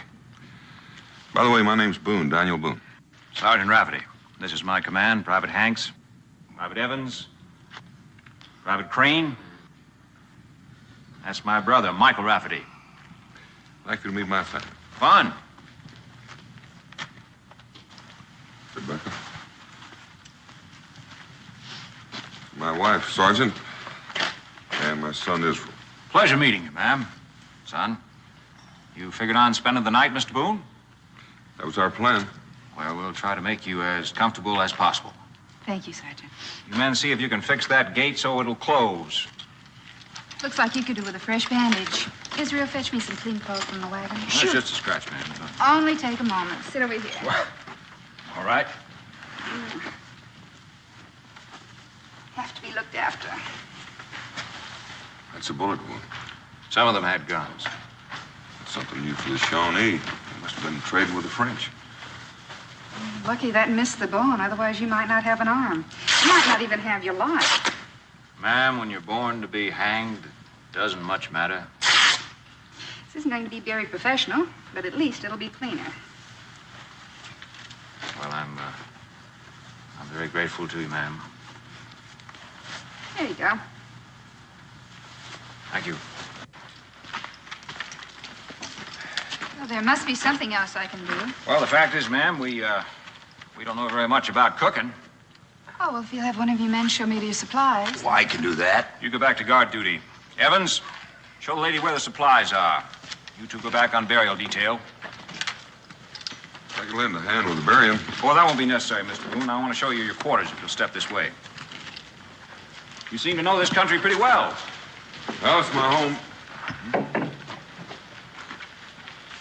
This your guardhouse? No, we kept fresh meat in there when we had it. Can I look? No, it's dark down there. You might hurt yourself.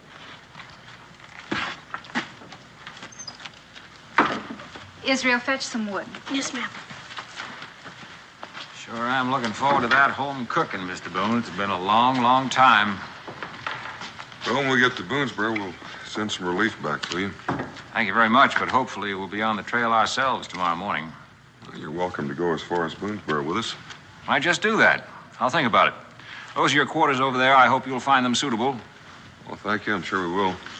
Better tend to the horses first.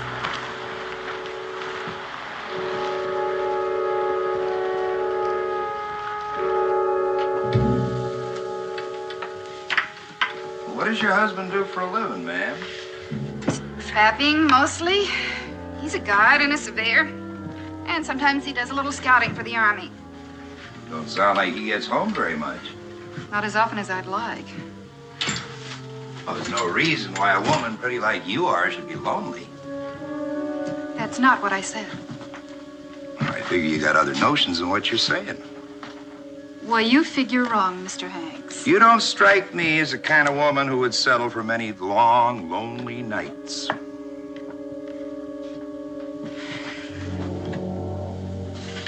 You're in my way, Mr. Hanks. Now, Willie's the name. If it was me, I'd let those traps rust. And you'd love every blessed second of it.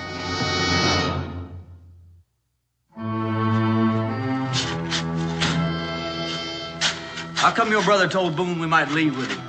Oh, he's just making friendly talk, I guess. Yeah, well, he's friendly, all right. Even told him to spend the night when he should have told him to move on. Now, you know he couldn't do that. No, why couldn't he? This ain't no place for a woman and a kid. You mark my word, their being here is going to cause us trouble. Look, you feel that way about it, you talk to my brother. Don't talk to me. But I'll tell him, all right. I'll tell him. First chance I get. Well, here's your chance, Crane. Speak your piece. What's on your mind?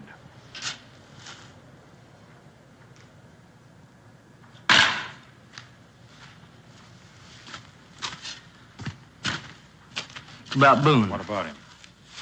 Well, you're getting friendly with him, even telling him he can spend the night with us. What do you expect me to do? Drive him off at gunpoint? Well, you could have got rid of him some way or other. No, you ask him in. I'm surprised you didn't tell him what we're after and then offer him a share of it.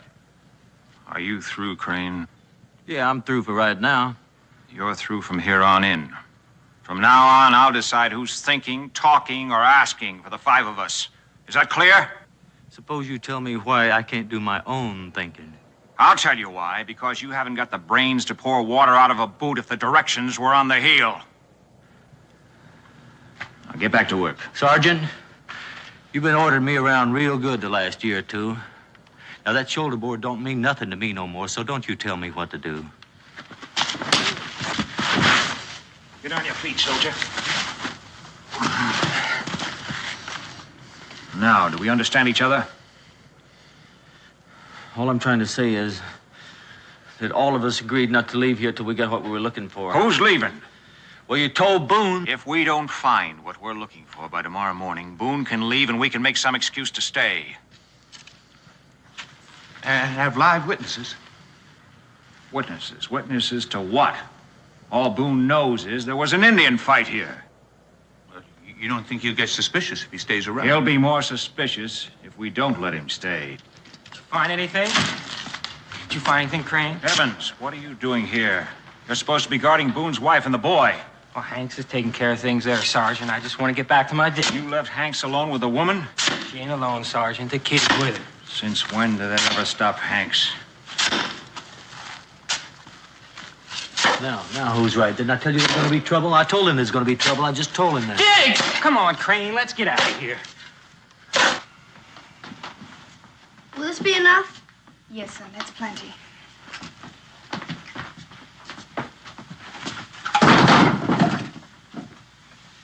You know, I figured the Shawnees must have wanted those cows awful bad to do what they did. I'll fetch some more wood, boy. We'll be needing it later. All right.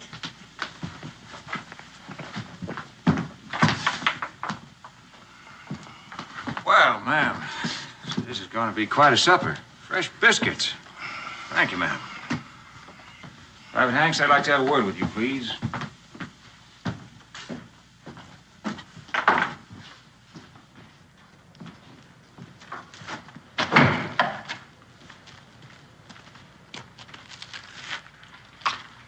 Now, you hear me. You hear me good. You stay clear of that woman. What are you figuring to do? Save her for yourself? I put up with you long enough. You either do as I say or I'll nail your hide up to dry. Or better yet, I'll tell Boone. You'll never get a better chance of right now. Mr. Boone, the sergeant wants to talk to you. You better get back to the burial detail. You send Crane over here to take your place. I'll see to it right off, Sergeant Rafferty. Yes, Sergeant? Oh, Mr. Boone, I was just wondering if your quarters were suitable. We'll sleep well, thank you.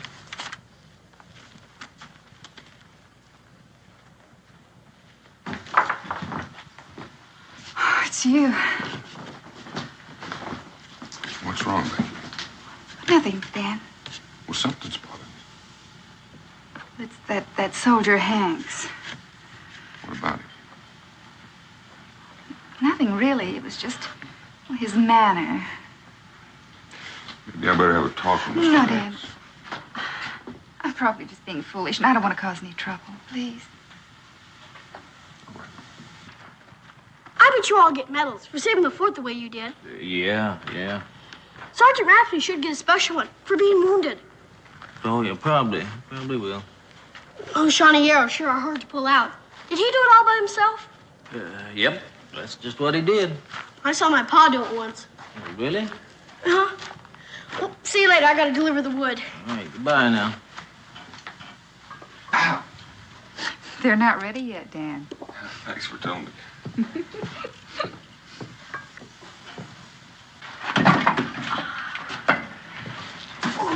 We're not done yet. Let's see. Need anything from the wagon, Ma? No. You can get me a bucket of water. Oh. Dan, will they be finished with the burying by morning? Imagine so what? Nothing, except I'll be glad when we leave. We'll be leaving whether they're finished or not.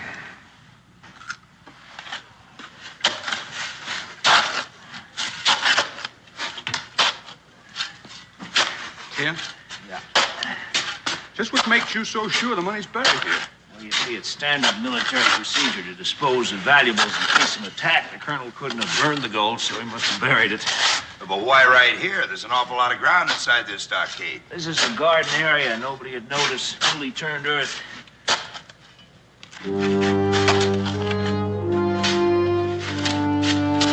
Watch it. Well, Mr. Boone, can I help you with something? Well, my wife threw me out of the kitchen, so I'm just leaving it around for a while. Well, you know how these women are. By the way, what time is supper? Oh, I figured it'd be an hour at least. Good. I'm sure tired of that digging. How'd you like to join me in a drink? Don't mind if I do. I got a jug hidden over there. Come on.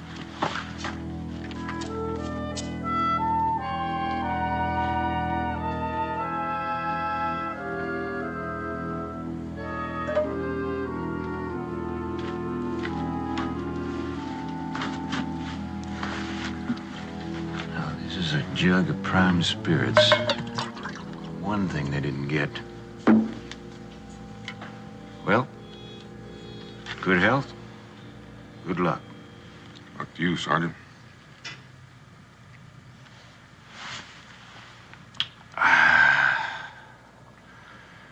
Well, frankly, I feel I've already had my luck, considering I'm still alive.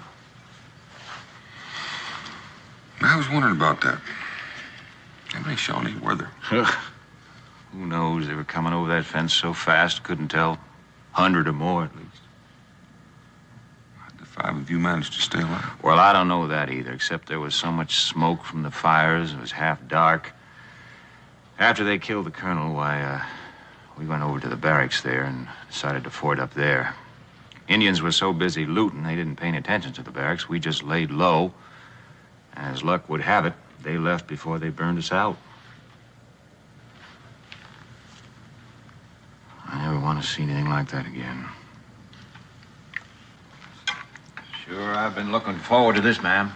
Hope you enjoy it, Sergeant. Thank you. Thank you. Looks good, man. There you go. Israel, I want to see you finish every bite on that plate. Yes, ma'am. You like your biscuit? Mm-hmm.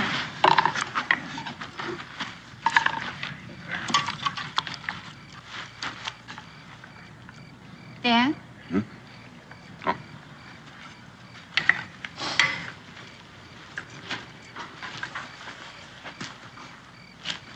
Something bothering you? Something I'm putting my finger on. Yet you're still bothered. Did you ever notice how we're never alone? I don't mean just now, but there's always somebody nearby. Well, if it bothers you, why don't you ask them? For the time being, I just as soon they didn't know that I'd noticed. I'll get some coffee.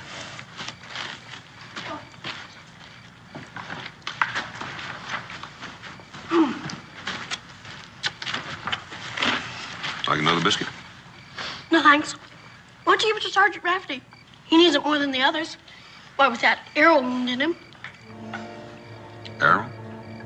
Sure. Mr. Crane told me all about it. He even pulled it out all by himself.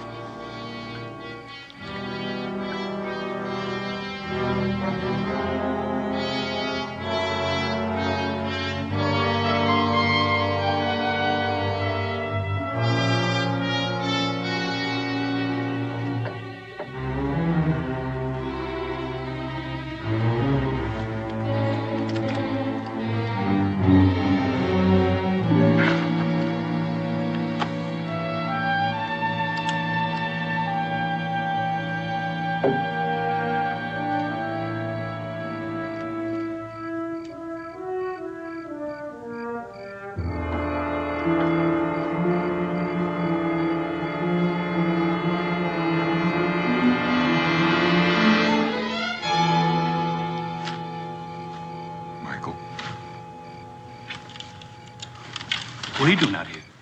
Why don't you get some rest? I can stand guard if you want. What are you doing out here? Well, I just keep wondering if those Shawnees are going to come back. Oh, you don't think they're apt to do that, do you? I mean, I heard they wouldn't fight at night. Why are you standing guard? Well, I'm just carrying out orders, sir. Oh, Mr. Boone, if I was you, I'd step back inside there. I reckon the sergeant's just concerned about my wife and son.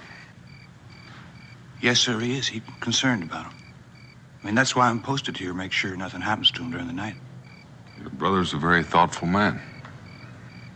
Good night, Michael. Night.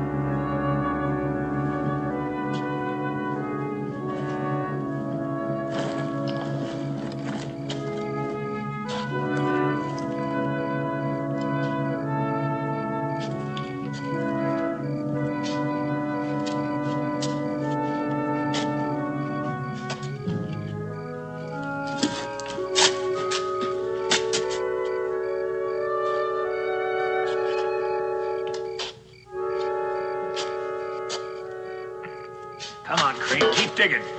Digging. I want to get the colonel buried. I'm digging. I don't want him found down there in the cellar. All right. Evans, get down here. Take your place. Come on.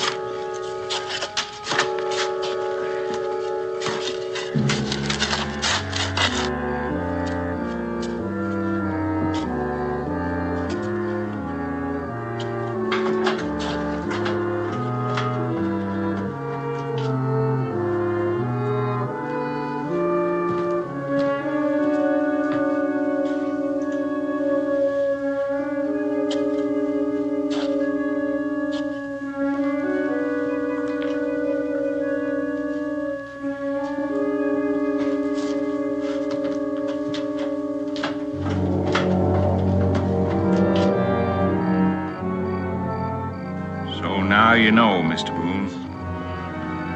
Why did you have to be so curious?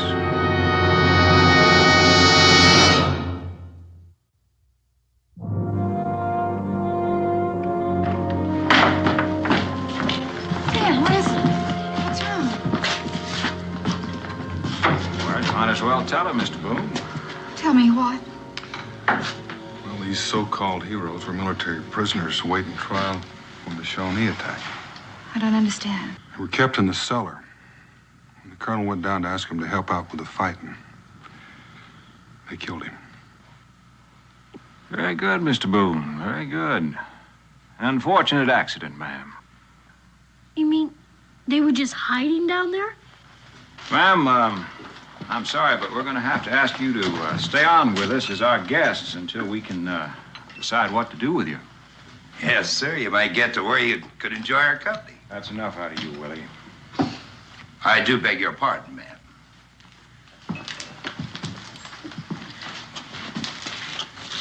If we don't get back to Boonesboro soon, they just might come looking for us. We have no desire to stay here very long, Mr. Boone.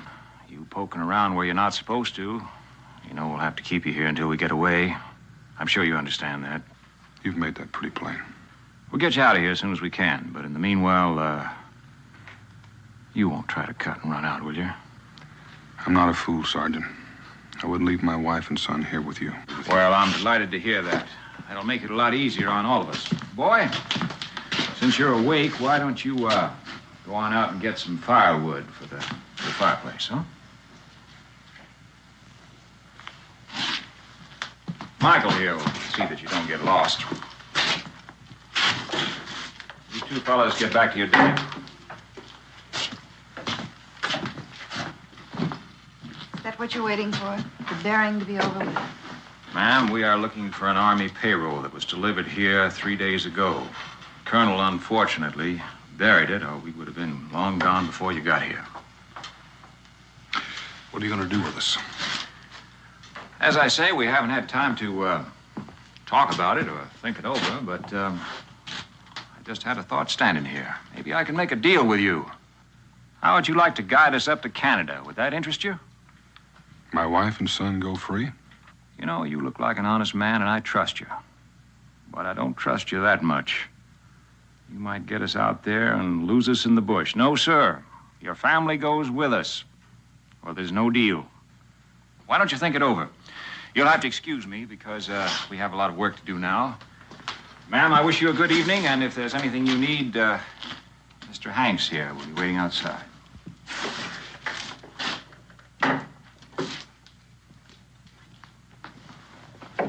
Dan, what are we going to do? Well, time's on our side until they find that payroll. But they're bound to find it sooner or later. Then I'll make a deal with them to guide them to Canada. Unless I think of something in the meantime. You asked me, it ain't hid back there. What ain't hid back there? Don't worry about it, big ears. You just get some more wood. All right, soldier man. I think I'm gonna take me a look in that direction. All right. Come on. You're just getting lazier and lazier. You can help.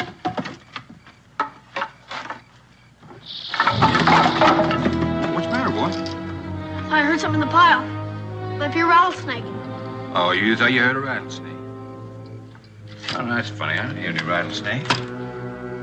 Being as late as it is and chilly, they don't rattle too loud. Wait, you sure you maybe didn't find something else, huh? No, honest. Big old rattlesnake, huh? Well, Hey, you better watch it. where'd you see that? Don't put your hand in there. Boy, you go get somebody to help me. I've been bit. Look out. You stay here. Don't move a muscle. I'll get my paw. Hey, boy. You were set to get some wood. Where is it? Private Rabbit, he got bit by a snake. I gotta get my paw. Now, don't lie to me. You get on back and do as you was told. Honest, now let's go. Hanks! What is it, Israel? Private Rabbit, he got bit by a snake, Paul. You gotta help him. Come on. Help me. Please help me. I've been hurt. Heavens, get some coals. We'll burn the poison out. I've been hurt. Let me have a look. Can you help me, Mr. Boone? Just take it easy, Michael. You're going to be all right. Somebody get me a knife and fire it. I got one. Israel, get me a stick. Arms getting numb. Well, you better hope it stays that way. Hurry up with that knife. Coming. Sergeant, hold his stick. And hold him steady till I get through testing.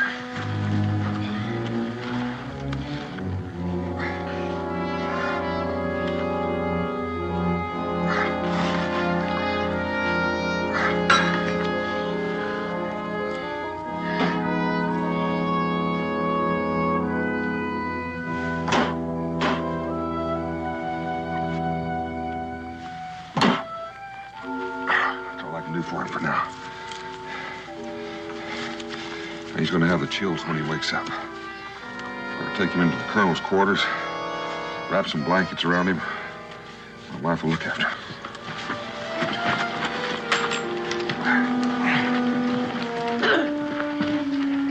my brother's life. You didn't know him anything? Wouldn't matter if it were anything. Man needed help. He was going to die. Sure. Paul once fixed a broken leg of a Cherokee that was after his furs. Now they're best of friends. You have my thanks. That's all. Let's find that snake before he strikes somebody else. Sure.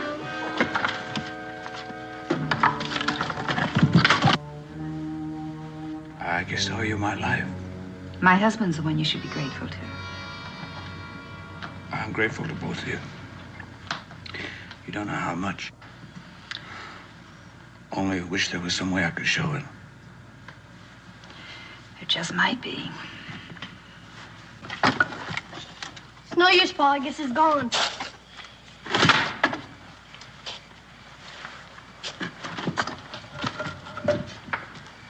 Israel, Yes, Paul?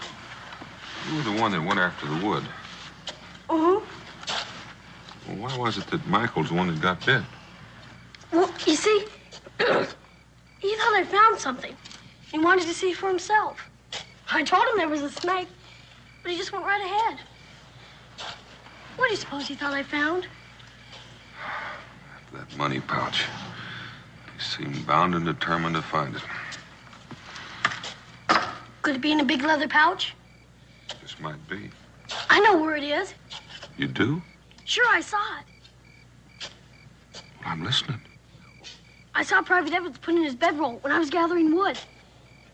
The one over there on the far end. Is it important what I told you, Paul? It just might be important enough to get us out of here. Israel, do you remember those Indian calls we've been practicing? Sure. A timber wolf, the owl, and a black hawk.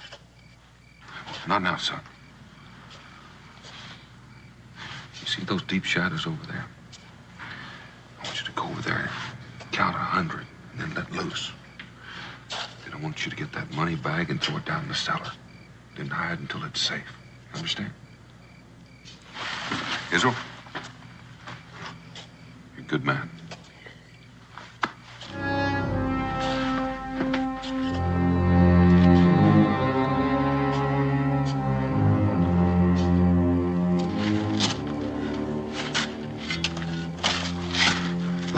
Now I've seen everything. First he saves Michael's skin, now he's digging his own grave. The sooner we find what you're looking for, the sooner we'll get out of here.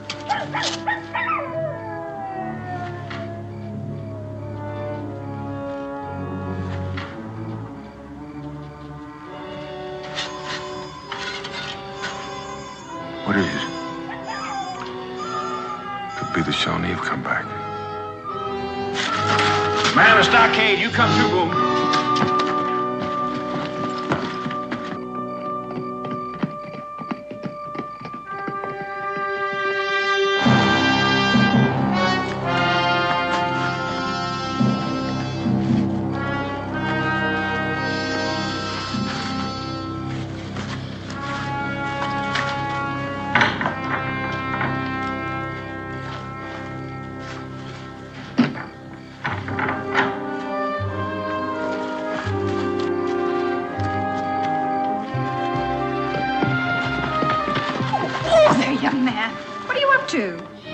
Pa said something about divide and conquer.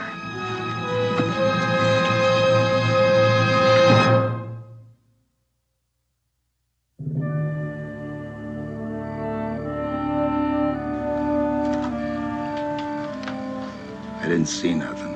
I don't see nothing either. That's because there's probably nothing to see. What would be your opinion, Mr. Boone? What about those noises we heard? Boone is in on this. That makes sense, Sergeant. He was with us the whole time. But the boy wasn't. And he knows Indian ways like his pa. What do you hope to gain by that? Let's find out. You get the boy up here. Get back to work. Evans, you get back to your digging.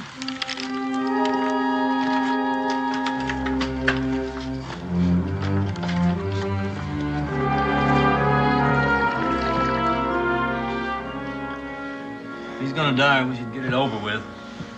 Means one less to share the money with, doesn't it? Means more than that.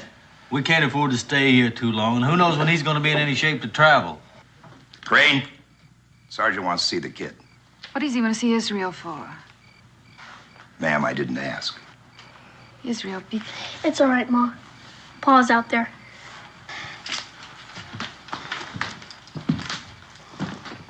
How's he doing?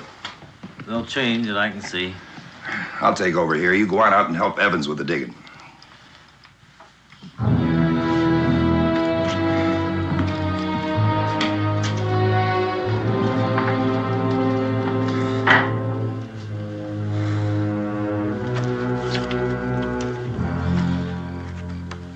You wanted to see me, sir? Yeah. Well, I'm here. What do you want me for?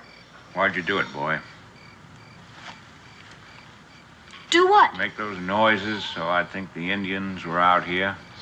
No, I was over there with my mom. Don't you lie to me, boy.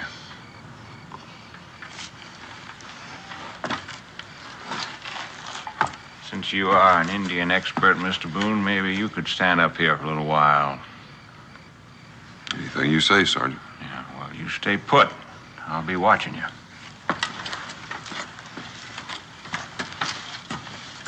What do we do now, Pa? We just wait.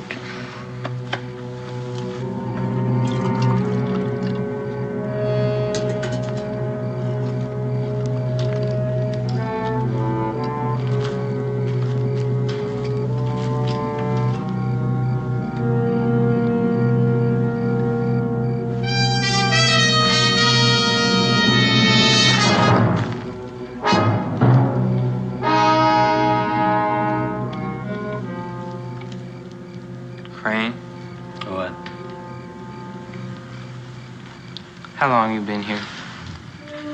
Not very long. Why? What'd you do with it? Do with what? What you took? What I took? What do you mean what I did? I didn't take anything. Well, that don't make sense to me, Crane. Cause my left ear is underneath my bedroll when I come back. It's gone. Well, just suppose you tell me what you're looking for, and maybe I can help you find it. Now you know what I'm looking for. Crane, now I'm gonna blow your head off, so you might as well tell me where it's hid. Have you gone out of your mind? Put that gun down. I see what you want, Crane. Now you tell me where it's hid, and maybe we can share it. Oh, the payroll, huh? So you've had it all the time. You ought to know, Crane. You stole it from me. Well, I didn't steal it. I didn't even see it. Well, if you didn't steal it, who did? That's a good question, Private Evans.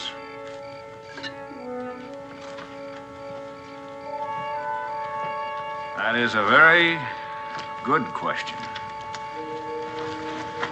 How long you been standing around? Long enough? Now you're gonna have to give me a chance to explain myself. Put that gun down, then you can talk.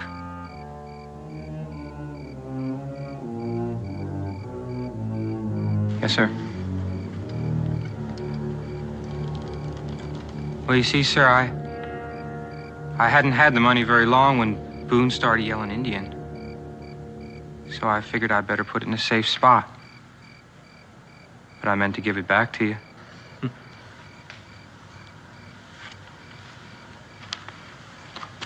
Are you expecting me to believe that?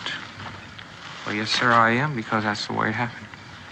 You believe him, Private Crane? What do you think?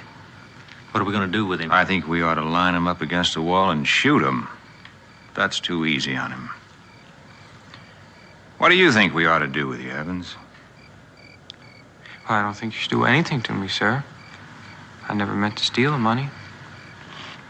Evans, you are a liar and a thief. Let's shoot him. I'd like to, but we're going to need him later. Well, then we'll shoot him later. That'll be one less hand dipping in the pot anyway. But we still don't know where that payroll is, Sergeant. We'll find it. Well, I didn't take it. So that only leaves Hanks and your brother. They didn't take it either. Well, who did? That's a good question to ask Mr. Boone. Boone? Come down for a moment. I'd like to have a word with you.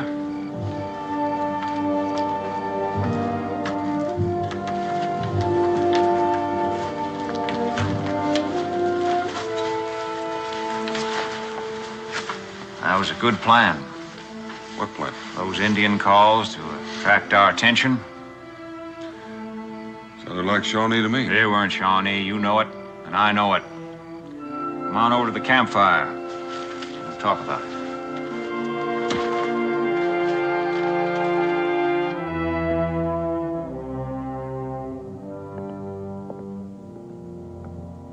There you go, Michael. Thank you, ma'am. Well, go on. Well, we took an oath. I mean, man doesn't like to go back on his word. Oh, your brother's a smart man, hiding behind you when he knows you all might be pardoned if you turned him in. No, I never said he did the killing. You don't have to. It's quite obvious from the way he acts. No, he didn't do it. He didn't. It was Hank's. Well, Tim got himself shot trying to stop him.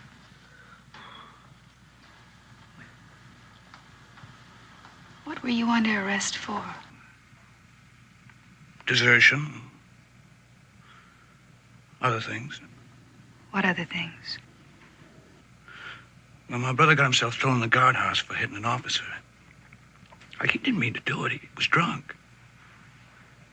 I would have meant the finish of him, so I opened the guardhouse door and... I see, and the others got out. Next thing I knew, we were going over the wall. You went with them?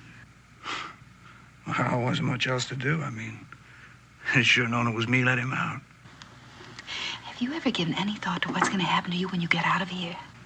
Yes, ma'am. I'll be a fugitive from justice. A man on the run for something you didn't do. That's not a very pleasant prospect. Well, we were all there, ma'am. I mean, I figure that makes us all accomplices. We're bound together. And you'll all hang together. No. Nobody's gonna hang because nobody will tell. How can you be so sure of that? How well do you know these men? How do you know you can trust them?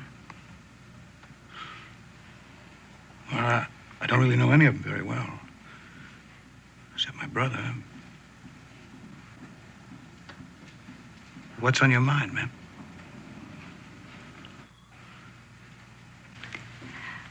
I'd guess the court would grant immunity to anyone who would testify against the guilty one.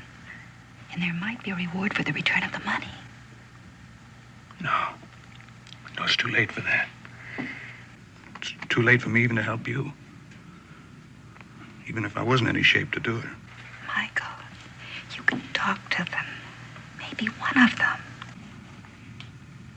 I could talk to my brother. He's the only one who... You ain't gonna tell anything to anybody. Figured to play on his sympathy and his gratitude, didn't you? Now, if you need help, why not try me? I could be a whole lot more friendly. Yes, sir, I could be real friendly. And if I just had something to be grateful for. You leave her alone. We know that you hid the money. It's nearby. We'll find it. With or without your help. You're gonna leave here at daybreak. And I will give you until then to make up your mind. Sergeant, Boone, stop! Hold it, kid. I'll teach you not to yell.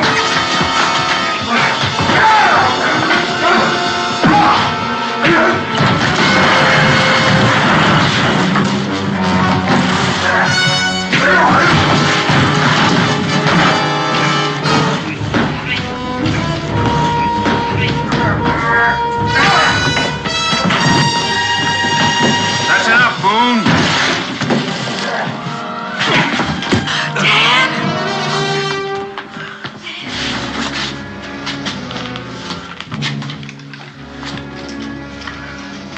Willie, you put that gun down. Leave him alone.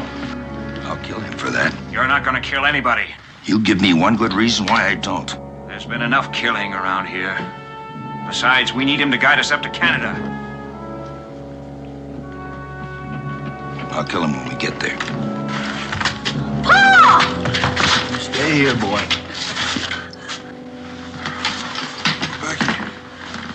Are you all right? Did they hurt you? No, they didn't hurt me, Dad.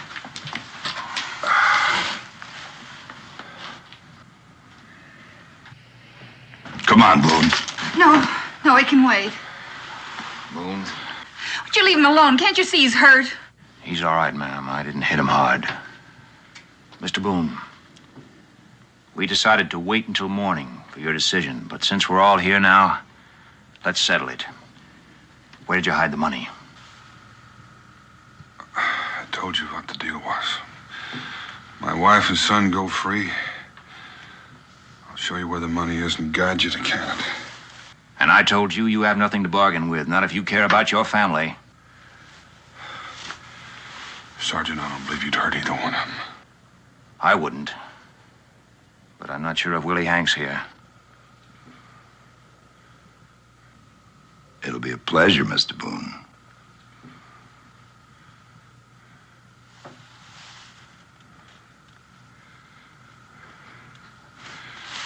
Money's in the cellar.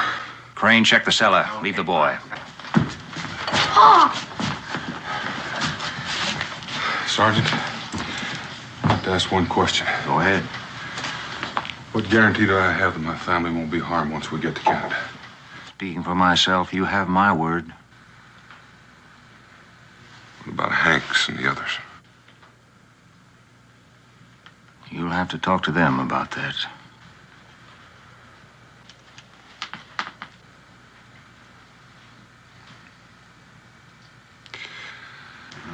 Looks like we'll be going to Canada. Hold it right there, Mr. Boone. I need you. But I don't need you that much that I won't kill you. You won't do that either. You've already fired that once, remember?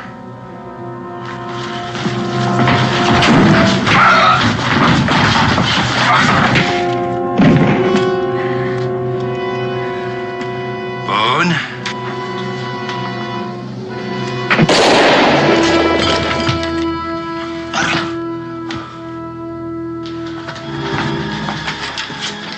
Becky, stay back. What happened? That Private Crane. Put your rifle and the money right down there. Easy.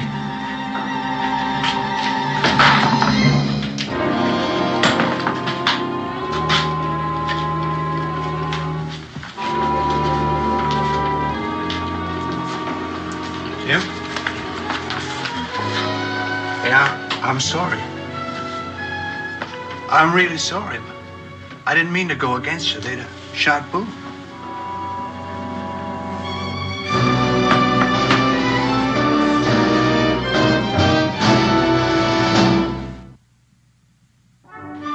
I'll be so glad to get home. There's two of us. Just think, we've only been gone a week. Some weeks longer than others. This is one of the longest I can remember. How you doing, soldier? Just fine, Mr. Boone. Thanks to you.